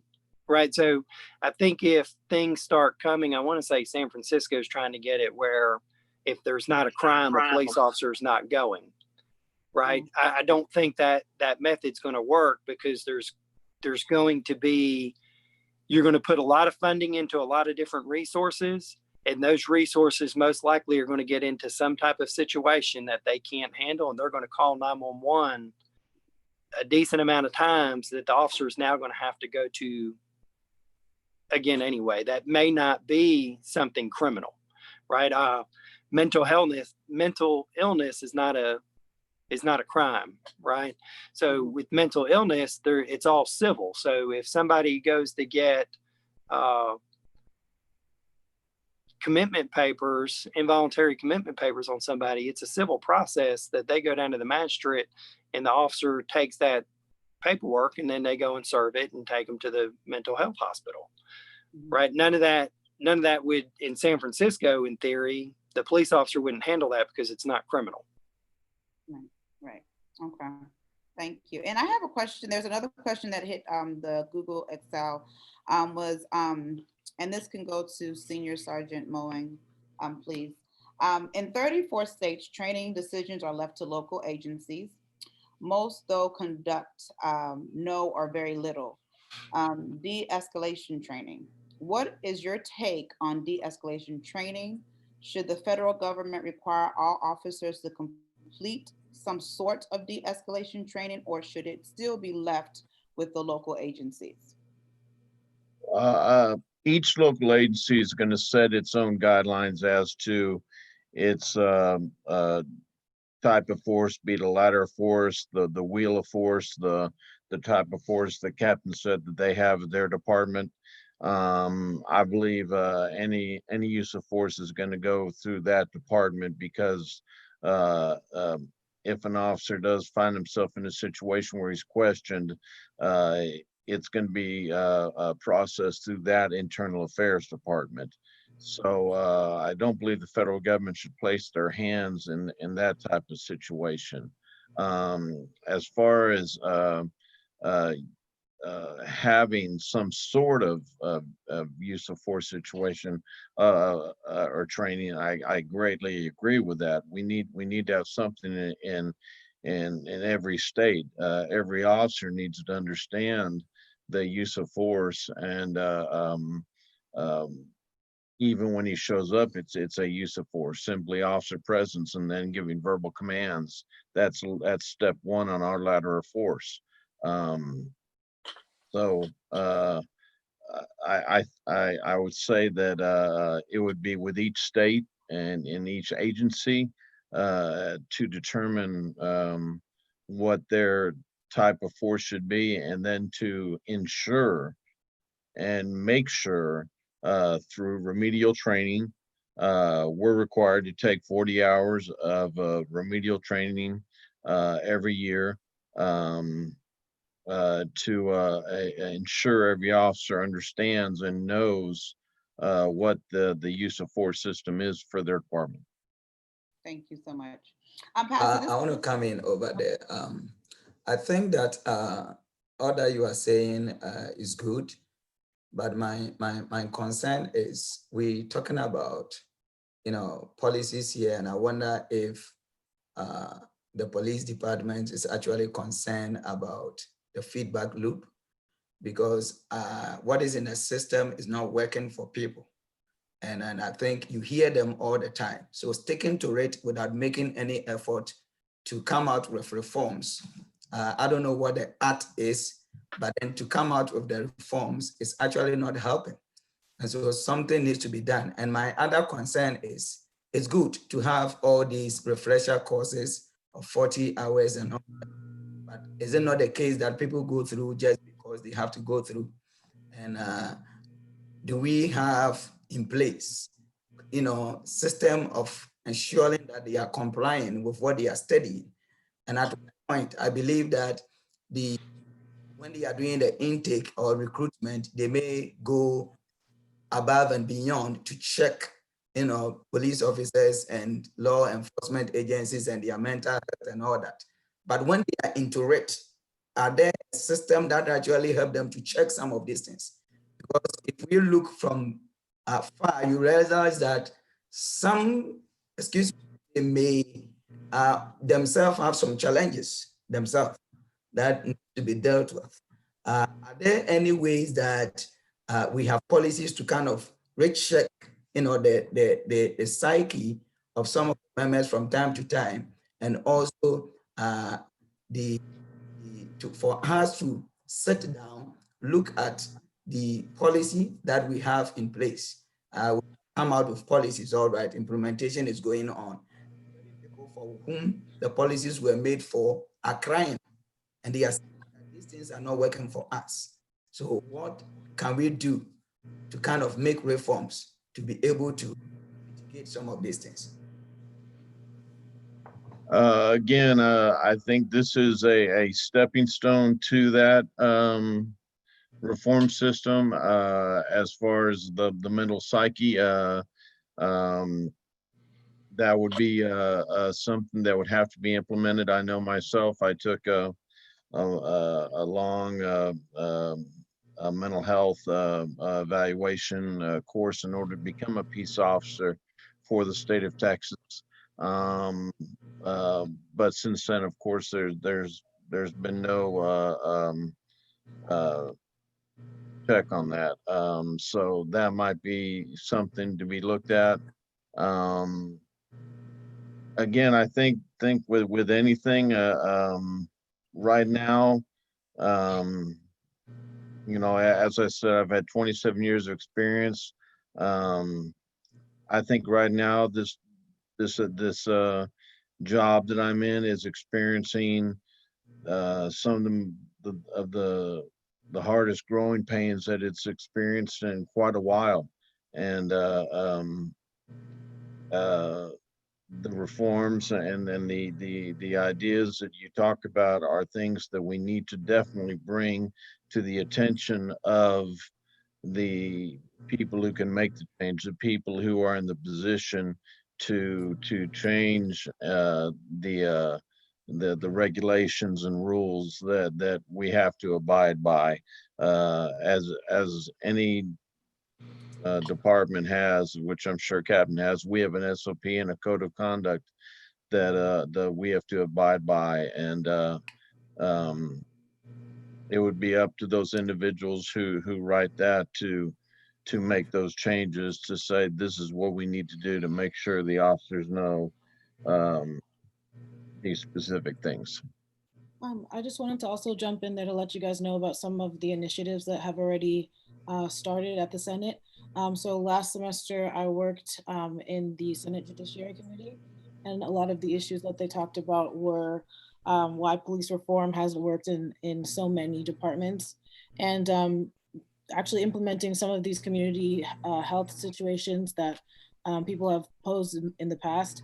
And there's basically several national coalitions made up of religious leaders, community health, public health officials, police officers, police chiefs, who are meant to give each city in the United States I guess, perspective and ideas on what kinds of programs might be implemented in the community to kind of alleviate some of the pressures on the police departments.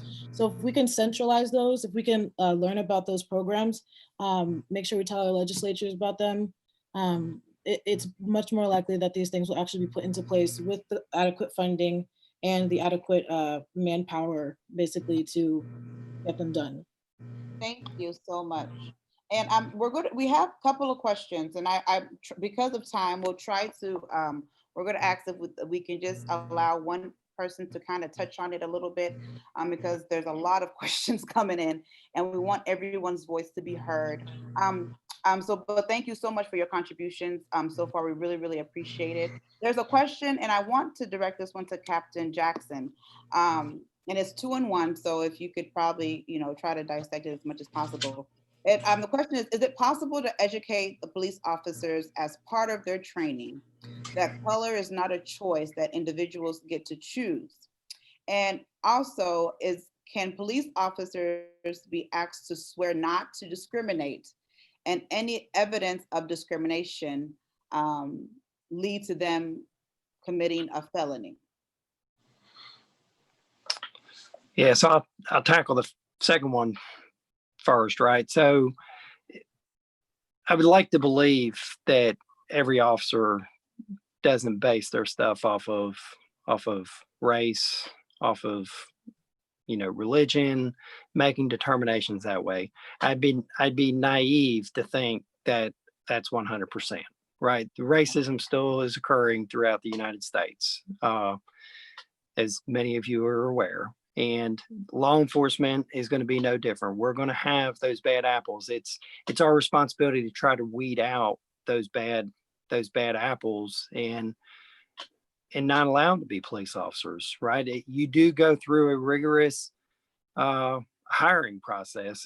Here in Charlotte, it takes about 6 months before we'll even give you a conditional offer to be a police officer, right? They're doing a lot of research and digging, looking through social media, looking through, your job, your previous jobs, your references, trying to find out, digging, turning over every stone, making sure we hire that right officer, right? And then they go through that 6 months of training and so on and so on, right? So you wouldn't think that you'd have to educate officers so they don't make a decision off of somebody's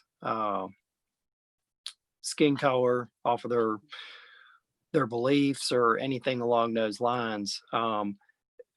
There is a lot of training that goes on for our department, and I know it occurs at a lot of other departments as well, with implicit bias. Everybody in our department went through it a few years ago, right? Trying to find out and giving those lessons of realizing that everybody has implicit bias, right? Everybody's got that within them. And how do you make sure you're not making decisions off of that bias? And I hope did that answer both questions?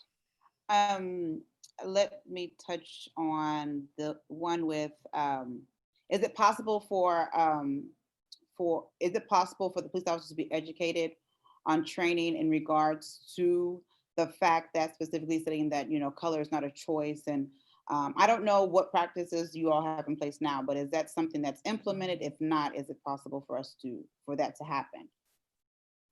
Well, I think it is implemented. I think those classes on racial equity, we do Race Matters for Juvenile Justice, where it's a 2-day course where, our department, our officers, we send people every single month over to this training, and it's a 2-day training where they learn about the different races and what the history is behind the slavery, the systemic racial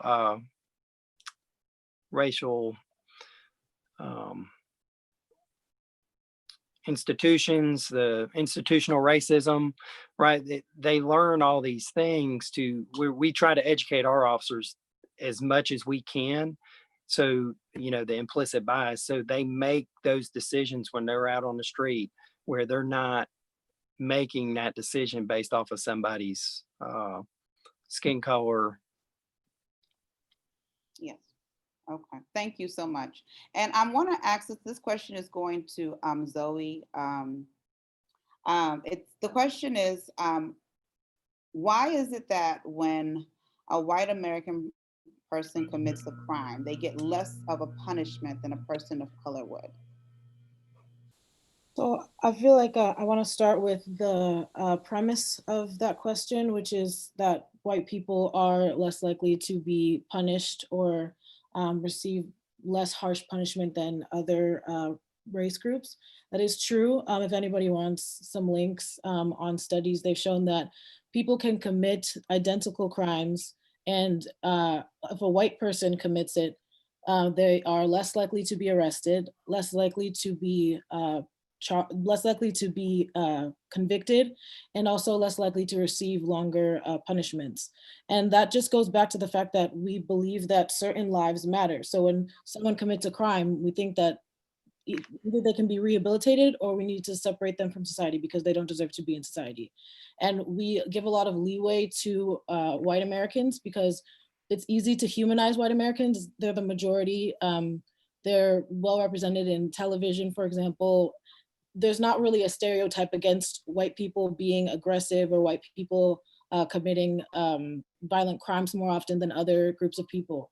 So a lot of that is actually in several facets of American society. So for example, in even the workforce, if two people have identical credentials, identical experience, but their name, for example, says something about their race, the Black person or the person with the Black name, like Jamal, for example, is less likely to get a call back than a white person with a felony record. So a lot of times, these kinds of biases, and I don't want to say it's individual officers because again, it's the systems that are in place, like where we have, I guess I'll just keep it simple and I'll say that it's a lot of the bias that the society holds in general about Black people, and a lot of the laws that we have been written to disenfranchise certain communities, and so all we have to do is say something to the people who rule this country, because it's the only way that these things will change. Thank you. And I know, Zoe, you'll be leaving a little early. So at this time, I just wanted to kind of open the way for you. If you had any closing remarks before you left, and then we'll continue on with the questions, please. Okay. Thank you guys so much for allowing me to be on this platform. I feel like I have much less experience than everyone else on this panel. I just graduated from law school. But I do want to appreciate everyone for their contributions, for listening. I think that conversations like this allow us to have the perspective that we need when we're going forward as a people to build the types of communities that we believe that we need to have. So thank you guys for having me. Thank you Thank so much. you. Thank you. We appreciate it. Thank you so much. God bless you. God bless you. God Great bless job. you. Thank you. Bye-bye. So moving on to the questions that we have, there's a question that was asked. and I will throw it to Officer Jackson. It said police officers were recently recorded saying very vile and racist things about African Americans in the recent protests. After hearing something like that, how can the public regain the trust of police officers? Well, I think it has to start back with, right, getting to know your officer in your community, right? I'm not sure. I was just reading an article before I think this all started. I don't know if she's referencing or that person's referencing the Wilmington officers or where it may have been. But I think getting to meet your officer, right? It's our chief uses that phrase.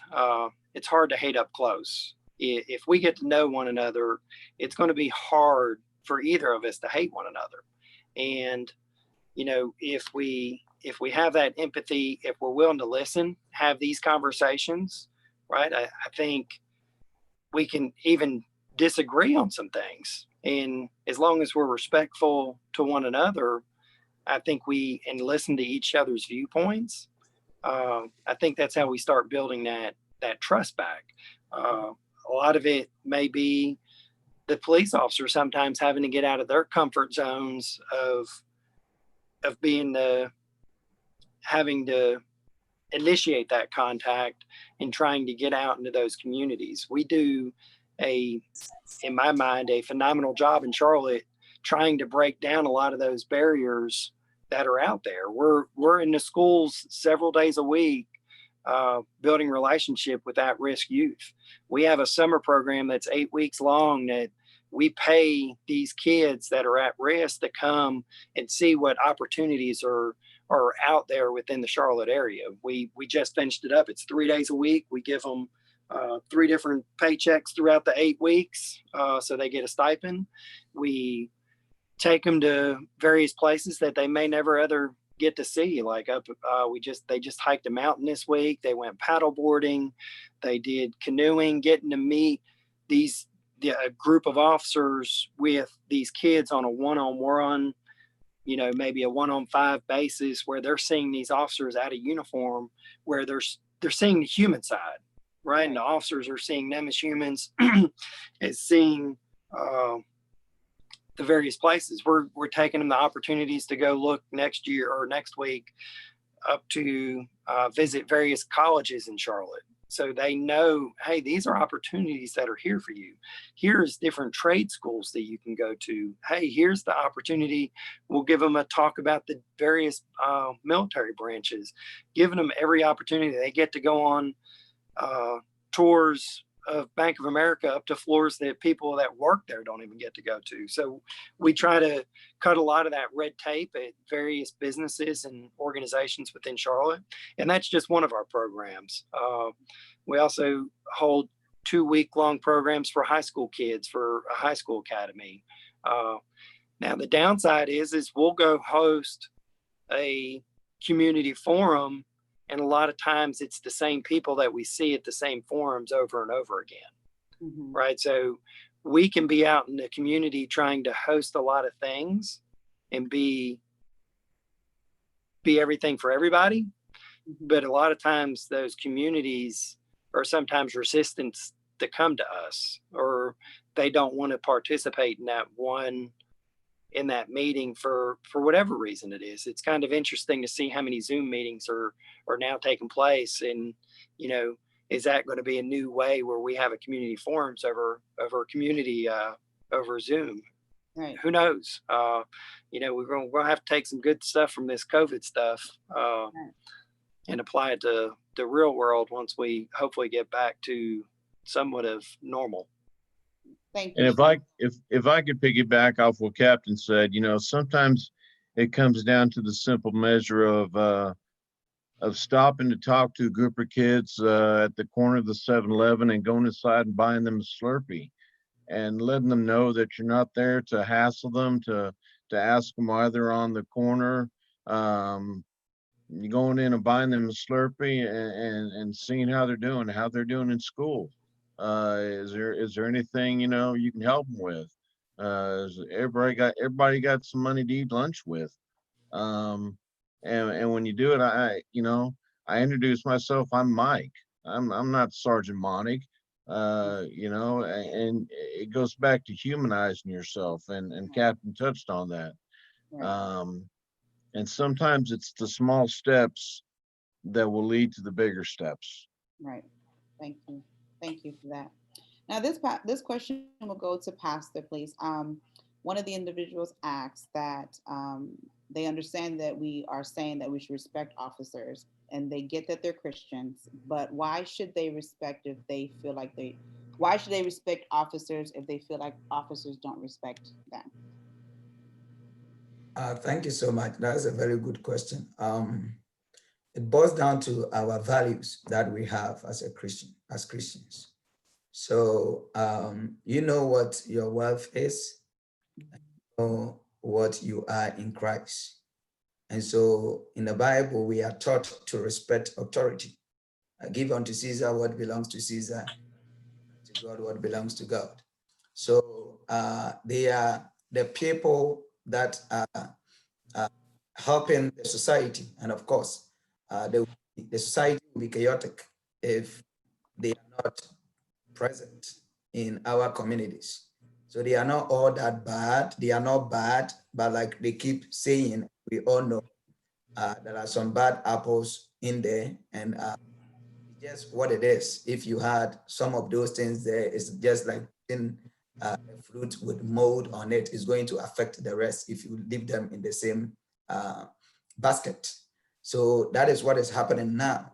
So for us, we need to just do our part to respect them as much as we have to respect them, not just to say that they are not respecting you as a person and trying to value you for whom you are. So you are not going to respect them. You have to. But then if they are stepping on your toes, then you have to seek for justice. That goes beyond respect. So uh, you don't have to talk back, insult. You don't have to be overly aggressive and all those stuffs. The reason is that most of them, they are armed. You aren't armed. And they can pull the arm under the pretext of you not complying. And you wouldn't be there to defend, just like Floyd is not here to defend. Regardless of how we try to fight for him, he's gone. Something you cannot buy back. Life is very precious. So you would have to respect authority, and part of authority is the police force that we have. So we have to respect them. It is something that we need to do as Christians. So that is very important for us to do. Thank you so much, Pastor. There's another question that came, and I'll throw this to Senior Sergeant Monique. It says, what triggers police officers to attack African Americans a lot? Is it because of the way we act? Is it because of the way we dress? So the question is, what is the trigger? Well, again, I'm not going to go up and just simply attack an individual. Our action is precipitated on an individual's action, be it him trying to break into a building, be it he or she trying to break into a car, whatever the case may be. Then I have to use whatever level of force is reasonable and articulable to stop that action. And as Captain said, we're called to bring back the peace. We're peacekeepers. That's what our job is, to bring the peace back. And the peace has been broken. This house has been trying to be broken into. This car is trying to be broken into. These two individuals are fighting in the front yard, and we're having to bring the peace back. So it's not the fact that we're going out and simply putting the car in park and saying, well, there's two black male individuals, let's run up and attack them. It's not that at all. And I'm speaking for me here. Um, uh, we have to have something that precipitates our action. When I was in warrants in Texas, if you have a felony warrant on someone, you go to the house and you try to gain entry. And if you get probable cause to believe somebody's inside, you see lights going on and off. You hear the TV turn off. You hear somebody talking in there. In the state of Texas, we're allowed to kick in the door on a felony warrant. And a lot of times other family members may be confused. They're like, why are you kicking in my door? Why are you kicking in my door? Well, this is the address that the wanted person gave the last time he was arrested. And we'll find out that wanted person back in the bedroom or something.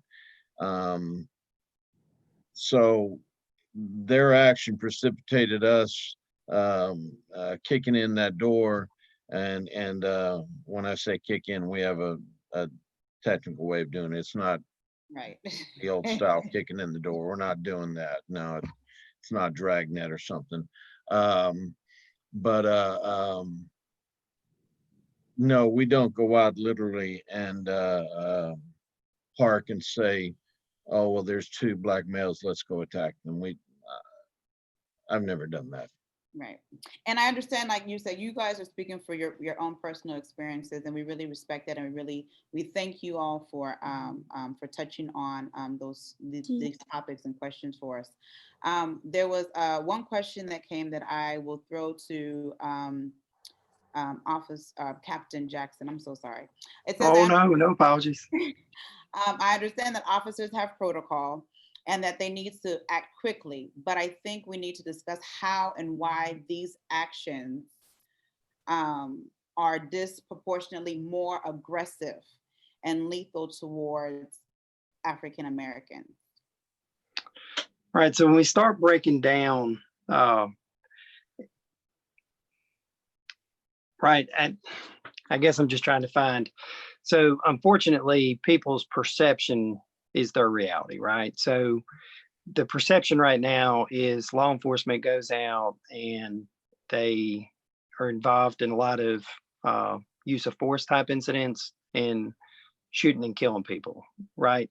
So let me kind of explain how it happens in Charlotte. So a response to resistance or a use of force gets investigated on every single time an officer either takes a subject down to the ground and he scrapes his knee, to an officer throwing a punch, to an officer hitting somebody with his baton or using the taser or discharging his firearm. Right now, discharging his firearm, the State Bureau of Investigation of North Carolina, they come in and they actually investigate the case. Our internal affairs will come in and it's a parallel type investigation. So we will do an internal investigation to make sure all of our policies were followed, while the SBI, an independent agency, is reviewing to see if laws were followed, right? If any criminal charges should be brought up.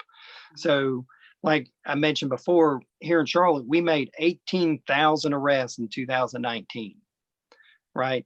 And the number of times an officer had to use force was only 447 times. Now, that may sound like a lot, but that's less than or that's right about 2% of placing somebody under arrest. So 98% of the time, both the officer has de-escalated and the citizen has de-escalated, right? The response to resistance, sometimes it's as simple as, hey, this officer took them to the ground because they were struggling because the person was intoxicated and all he did was get a scrape on his knee. That counts as a use of force investigation.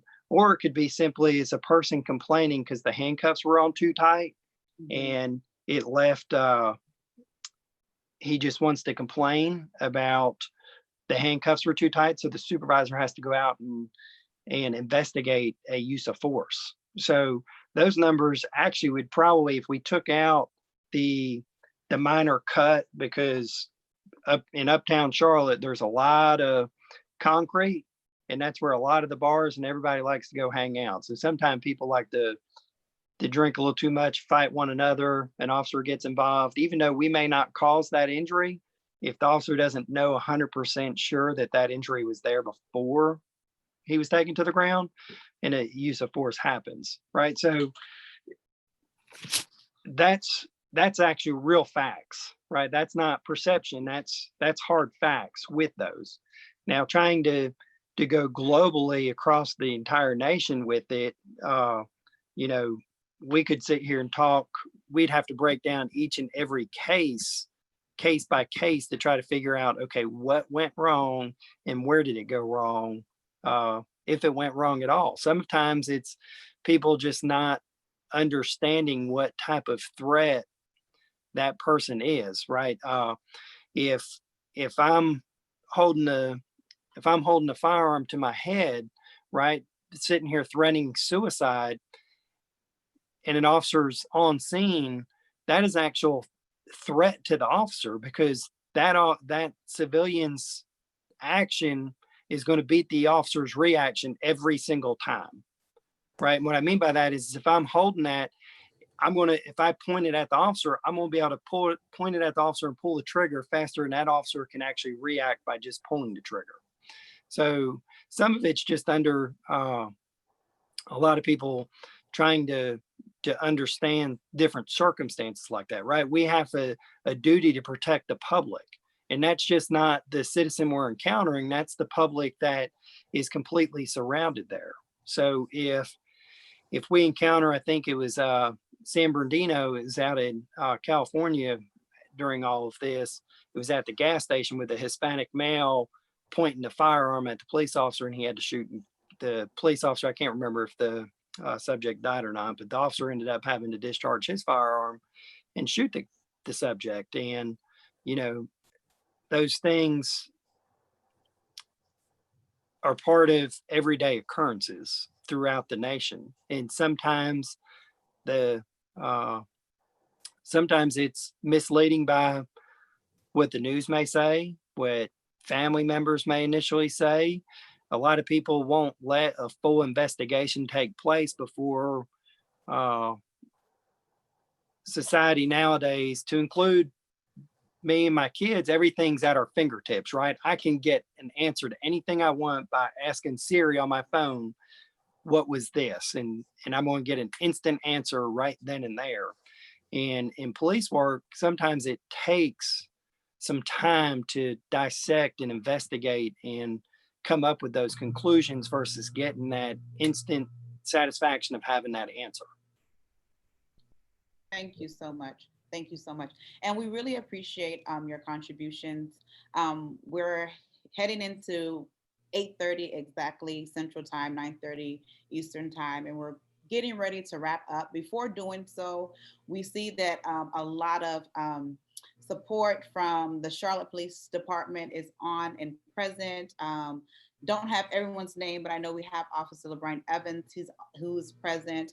Also, we have my own uncle, Senior Sergeant Chris Huppatay, also on. We want to really appreciate you all, your presence today. The biggest part of what we wanted to accomplish, which I think we've done much justice on, is to allow everyone to understand that it's not every police officer who has this type of mindset of engaging or performing any kind of social injustice. And I just really appreciate how you all were able to come and express yourselves personally. I know you speak for your individual selves and you don't have control over what everyone else does. But it's just I'm at peace knowing that we all have a job to do. We all have a responsibility. And but I'm happy to know that there's still people out there who are fighting for the common good. And we want to say we do appreciate what you are sacrificing, because we do realize it is a sacrifice. And so at this time, we're going to start initiating our closing remarks. And we'll start, one thing that I would like for us to touch on in our closing remarks, if possible, is especially for Captain Jackson and Senior Sergeant Monin, is that, you know, in what ways police officers and civilians can work together to promote a healthy encounter. I think it's important for us to try to find a way to do that. But before we go into we'll start with Senior Sergeant Moen and then go to Captain Jackson, and then our pastor will close up. We want to open the floor for Senior Sergeant Christopher Hopate, if he has any words that he would like to share with us all, and then we would follow by Officer LeBron Evans. So if Senior Sergeant Chris Hopate is on the line and you would like to. I'm online. Thank you so much. We just want to give you an Okay. opportunity That's why I anything work you would with. like to share. All right, thank you, Mrs. Kusi. Well, I will touch on. You know, as you all know, I'm a Black man. I'm from Africa, and I'm in the United States here. I happen to be a police officer, so I will let all of you know that this land is a land of opportunity for everybody who want to make it. So if I'm a police officer here, that's attests to the greatness of this country. Now, the problem that we have going on now, that's protesting, it's a whole lot of issues. You know, we have a diverse society in America. We have diverse group of people, you know, and then within the groups we have people with mental issues, people with drug abuse, and also the system in America is such that the police force in America is decentralized. That means every locality have their own police and their own chief, and they make a decision. And those police chiefs, their decision is affected by elected officials. So where I live, the city I live, the police is basically being paid by the city. So the city have officials who are elected, and then they have the greater agenda. So within those constraints, the police also have a job to do, because we have to protect the citizen. We have to protect a property also. So for me, for the problem to be solved, it has to come down as a collective effort. The elected officials that we have who budget for the police department and other department of the city or the community or the county, they have to come together and make a decision. Like we have people with mental issues. So, but the police have been given all these tasks to solve every problem. If a child is truant in school and they're not going to school, they call the police. If a dog is stuck somewhere, they call the police. If somebody is with the drug abuse, they call the police. They call us for all this stuff. And in some police departments, especially the small ones, some people are not equipped to deal with all these issues. And as a human being, sometimes when the police come on the scene, they're also human beings. And the way people react to the police at that time, well, we all have stuff going through our head. We have to take an action. And sometimes those actions result in what we've seen. We're not saying George Floyd's situation is way out there, but there's some other situation that it's very, very difficult for police officers. So what I'm saying is that the country as a whole have to have some standard. Our politicians have to come together with ideas, together with police chiefs and mayors, you know, and county judges. They have to come up with an idea and then budget for certain social programs, like as they say, if the police force can have some psychiatrists, social workers, so that when somebody wants to commit suicide, they are not armed, and the police go as a backup. We go as not as a first responder, but as a second responder, so that the expert can deal with those people. I think most of this problem can be solved. So, and also because we don't have a standard across the board in the whole United States. If you go to Canada, Canada have a federal police force where the standard is set. But if you come to America, every locality may have their standards slightly different from other locality. So those are also some of the issues that the country as a whole need to look at. So that's what I can just cash in. I'm not taking everybody's time. So that's what I have to say. So much. Thank you so much. Thank you. God bless you. And we also want to ask if Officer LeBron Evans is available. If he has any remarks he would like to give to the listeners as well before we enter into our closing remarks. Not much to add from me, but just to say thank you for hosting the forum. I think we need more opportunities for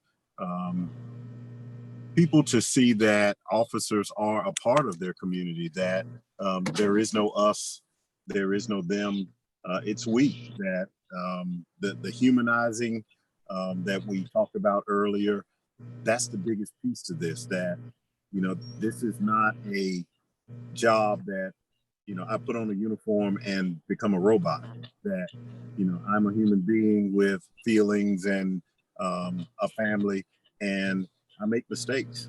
And I think that as we continue these types of conversations, that it's going to change the perception and the way that we see each other, that this can only improve. So I'm very thankful that you put this together, and I hope that this is not a one-off, that this is something that we can do on a very regular basis, especially with those officers that are directly in your respective communities. You should know them, you should have these conversations with them. The community meetings that my captain talked about earlier, they're typically attended by the same people over and over and over again. And so you're preaching to the choir.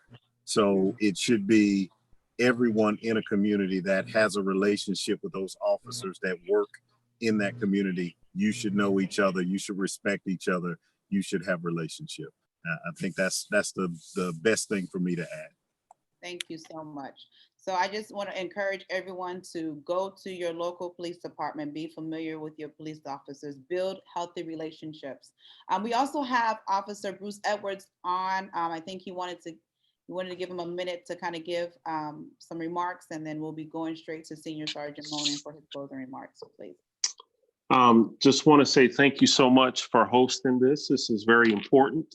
Also want to just include, we ask why our department sometimes is not representative of many communities, and that's because we don't step up to the position to take on the roles and responsibility to be an officer and police our own community. I am so grateful and thankful for the cultural dialogue, and my family, my wife's family is from Ghana. I'm from Guyana in South America.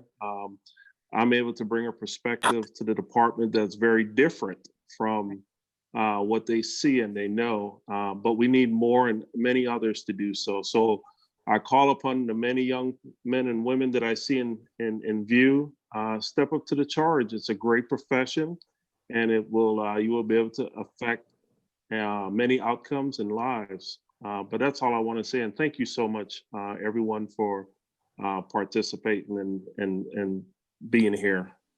Thank you so much. Thank you very much, Officer. So at this time, we're going to open the floor for Senior Sergeant Monin to give his closing remarks. So please, over to you. I just want to thank everyone for this forum that we had tonight. I think the biggest thing that we got out of this is communication. Communication is the key, and learning. The day you stop learning is the day you need to get out of whatever profession you're in. That's right. I learn something every day, and I tell myself to learn something every day. And the day you say, oh, I know everything there is I need to know about this job, is the day you need to get out of that job. Policing is in law enforcement is as the officer said beforehand, to police your own neighborhood, your own community is such a valiant and such a step up to show what character you have. And to strap on a gun and to go to work every day knowing it might be your last day is something that we have to accept and understand, and our families do as well, just like my wife did. But in talking about the situation that happened up in Minneapolis, the starting point again for me is this communication, is this the forum that we had. And I just want to thank everyone for being here. Thank you so much for coming. We really appreciate you. And Captain Jackson, please, any closing remarks? Yeah, no, just to reiterate what a lot of everybody has been saying, thank you for putting this together, hosting it. I think these conversations need to continue to happen. We're always welcome. Pitch it to us. We'll go anywhere, anytime, any place. As you can see, we had numerous different ranks and positions on from our department here, monitoring it and listening and wanting to be part of these conversations. For everybody, right? We're all human. When we take off the uniform, we have a lot of the same problems as everybody else, right? We have those same struggles, right? My 15-year-old was struggling with the whole social media aspect with the George Floyd incident and the immediate backlash on law enforcement, right? He's got a lot of family that's in law enforcement, and he immediately takes it kind of personal, right? He's wanting to be defensive of not all police officers are like that, and having to have those conversations of, buddy, we just need to listen. That people's experiences are different than yours, right? We have to give the empathy and learn and listen and just have conversations and be there for one another. And that's where the challenge is to the community members, right? Is get to know your officers, ride-alongs. Almost every agency allows you to come do a ride-along with the police department.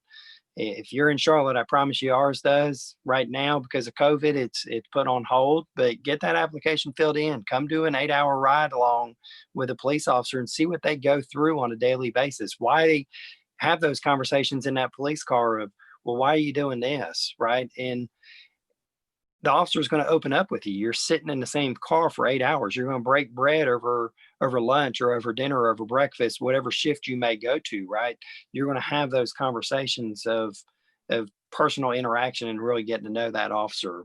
When you have an event at your church, invite your local police department there. If you're going to have a church service or a festival or something along those lines, invite the fire department and the police department to come on over and let the kids see the police cars and just have conversations and interactions. That's how you get to know people. It's how you get to break it down and really get to build relationships, not just the call when you need them.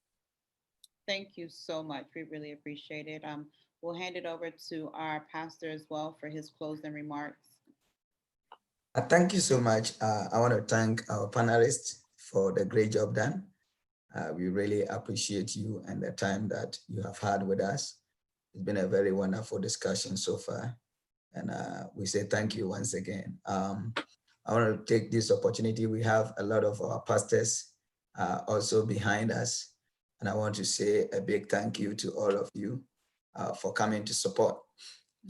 All the executive members and all the members that are present. We really appreciate you. I want to end by saying that life is precious and life must be valued. And therefore, we would want each and every one of us to value life. And how do we do this? We must do this because we all know where we are all coming from. It's due to certain factors, geopolitical factors that have made differences in color, but then we all believe the same. We all have the same color of blood in us. And I'm so uncomfortable when we use people of color, because then it's just sort of perpetuating the same thing that we're trying to deal with. So let's try to be one, work in unison with each other, love each other, and have mutual respect for each other. And again, we can do so much ourselves when we also try to learn the laws and know our rights. It's very important. Knowing your rights is an asset that you can actually tap when your rights are being infringed upon or encroached upon. It's key in solving some of these things that we're trying to talk about here. Let us know our rights and then exercise the rights. When the time is due, let us vote and vote and vote when the time comes. And we must actually research. I think I have done 2 elections that I have to vote for this commissioners, and I get there and it's like, I don't know anything about them, but I have to vote anyway. I don't think that is a good practice. So let's start early. Let's research about them. Let's know what they stand for, where they are coming from, what their ideologies are, before we just go and then put our thumb on any face that we see there. Because most often than not, we are interested in the key figures, the senators, and then those are the ones that we are interested in. But there are a whole lot of people that make rules that impact us here where we live than we can think about. And we must get interested in some of these things. And like some of them pointed out, we also have to be active in the political arena and in taking some of these roles where we can. We should get into politics if we can. We have to get into the police department if we can, and all these law enforcement agencies, and that way begin to change the status quo. Other than that, it's going to be, we will keep talking about it, but who is going to sacrifice? All the reforms that we have seen so far, from the ending of slave trade to all those things, has come about because some people stood against it. They were very vocal and they sacrificed their life for it. We need to be able to do same by making sure that we become very active in things that concerns us. And that will be very helpful in solving some of the problems that we see today. We may not be able to solve it all in our dispensation, but we will be able to make some effort that in future others will build upon it. We talk about the MLKs, they are no more, but they did certain things that have actually helped society. And I think people can build upon what they did and what other people have also done. It's key for us to get active rather than remaining docile recipient of whatever comes and we taking it. Thank you so much. So much. So at this time, I'd like to just thank everyone for joining. Thank the panelists for being a part of this. Thank you, Pastor, for opening this platform and giving us this opportunity to share thoughts. I just want to encourage everyone to let's take heed to the things that we've heard. I want to also just thank the police officers once more. We appreciate what you do and we need more like you. So may God bless you all for joining. God bless you all for being a part of this. So at this time, I'm just going to hand it over to our regional secretary for announcements. And we also want to apologize. We know we're a little over on time. So please forgive us. But it was just really, really good. And we just didn't want to leave too early. So, but please forgive us on that. And we'll just hand it over to our regional secretary for the announcements and then followed by the closing prayer. Christ in you. Hope of glory. God bless you all so much. We are very grateful to everyone who was on program, also of my main, our panelists, our officers, soon to be lawyers, Zoe, our pastors, all our members, and everyone who was on program today. God richly bless you. I believe we have a wide family now, and I'm sure that we will definitely invite you another time. Amen. So God bless you. So we have just 3 announcements. The first one is that please, all district leaders, if you haven't submitted your report, please submit your report tonight. It's due tomorrow.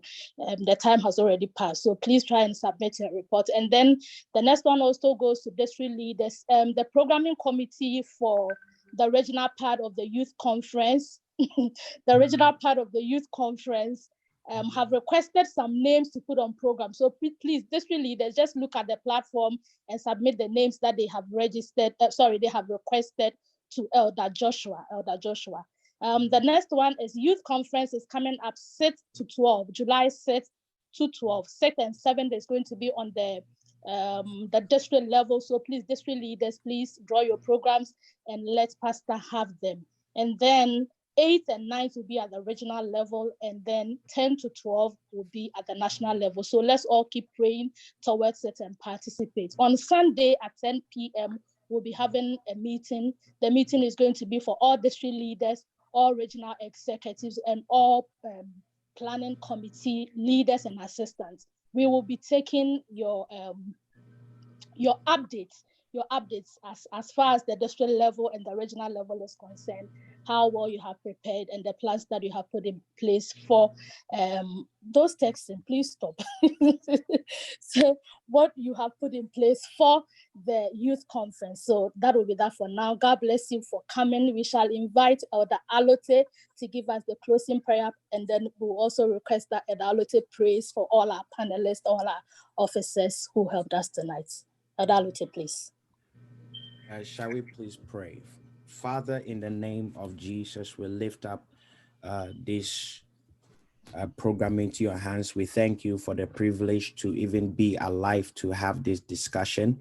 I pray that let everything that we have heard, may you, oh God, give us more in-depth understanding in the name of Jesus. We thank you for our guests that you used this evening. May you continue to bless them and protect them in their day-to-day activities in the name of Jesus. Those that were able to make it on the line, we pray that may you continue to be with them. I pray that, and I lift up the hearts of men before you, and I pray that let every heart be transformed, oh God, in the name of Jesus. We pray that that which we don't understand, may you, oh God, give us more understanding in the mighty name of Jesus. As we leave this line, we ask that your presence continue to be with us. May you take us to our various locations. In the name of Jesus that we pray this prayer, and we say amen. Amen. Reverend Otujere, can you give us the benediction, please? Now let's receive the benediction. And now may the peace of God that surpasses all understanding guard your hearts and your mind. In the name of the Father, of the Son, and of the Holy Spirit. Shall we all say amen? Amen. God bless you all. God bless you. God bless you. God bless you. God bless you.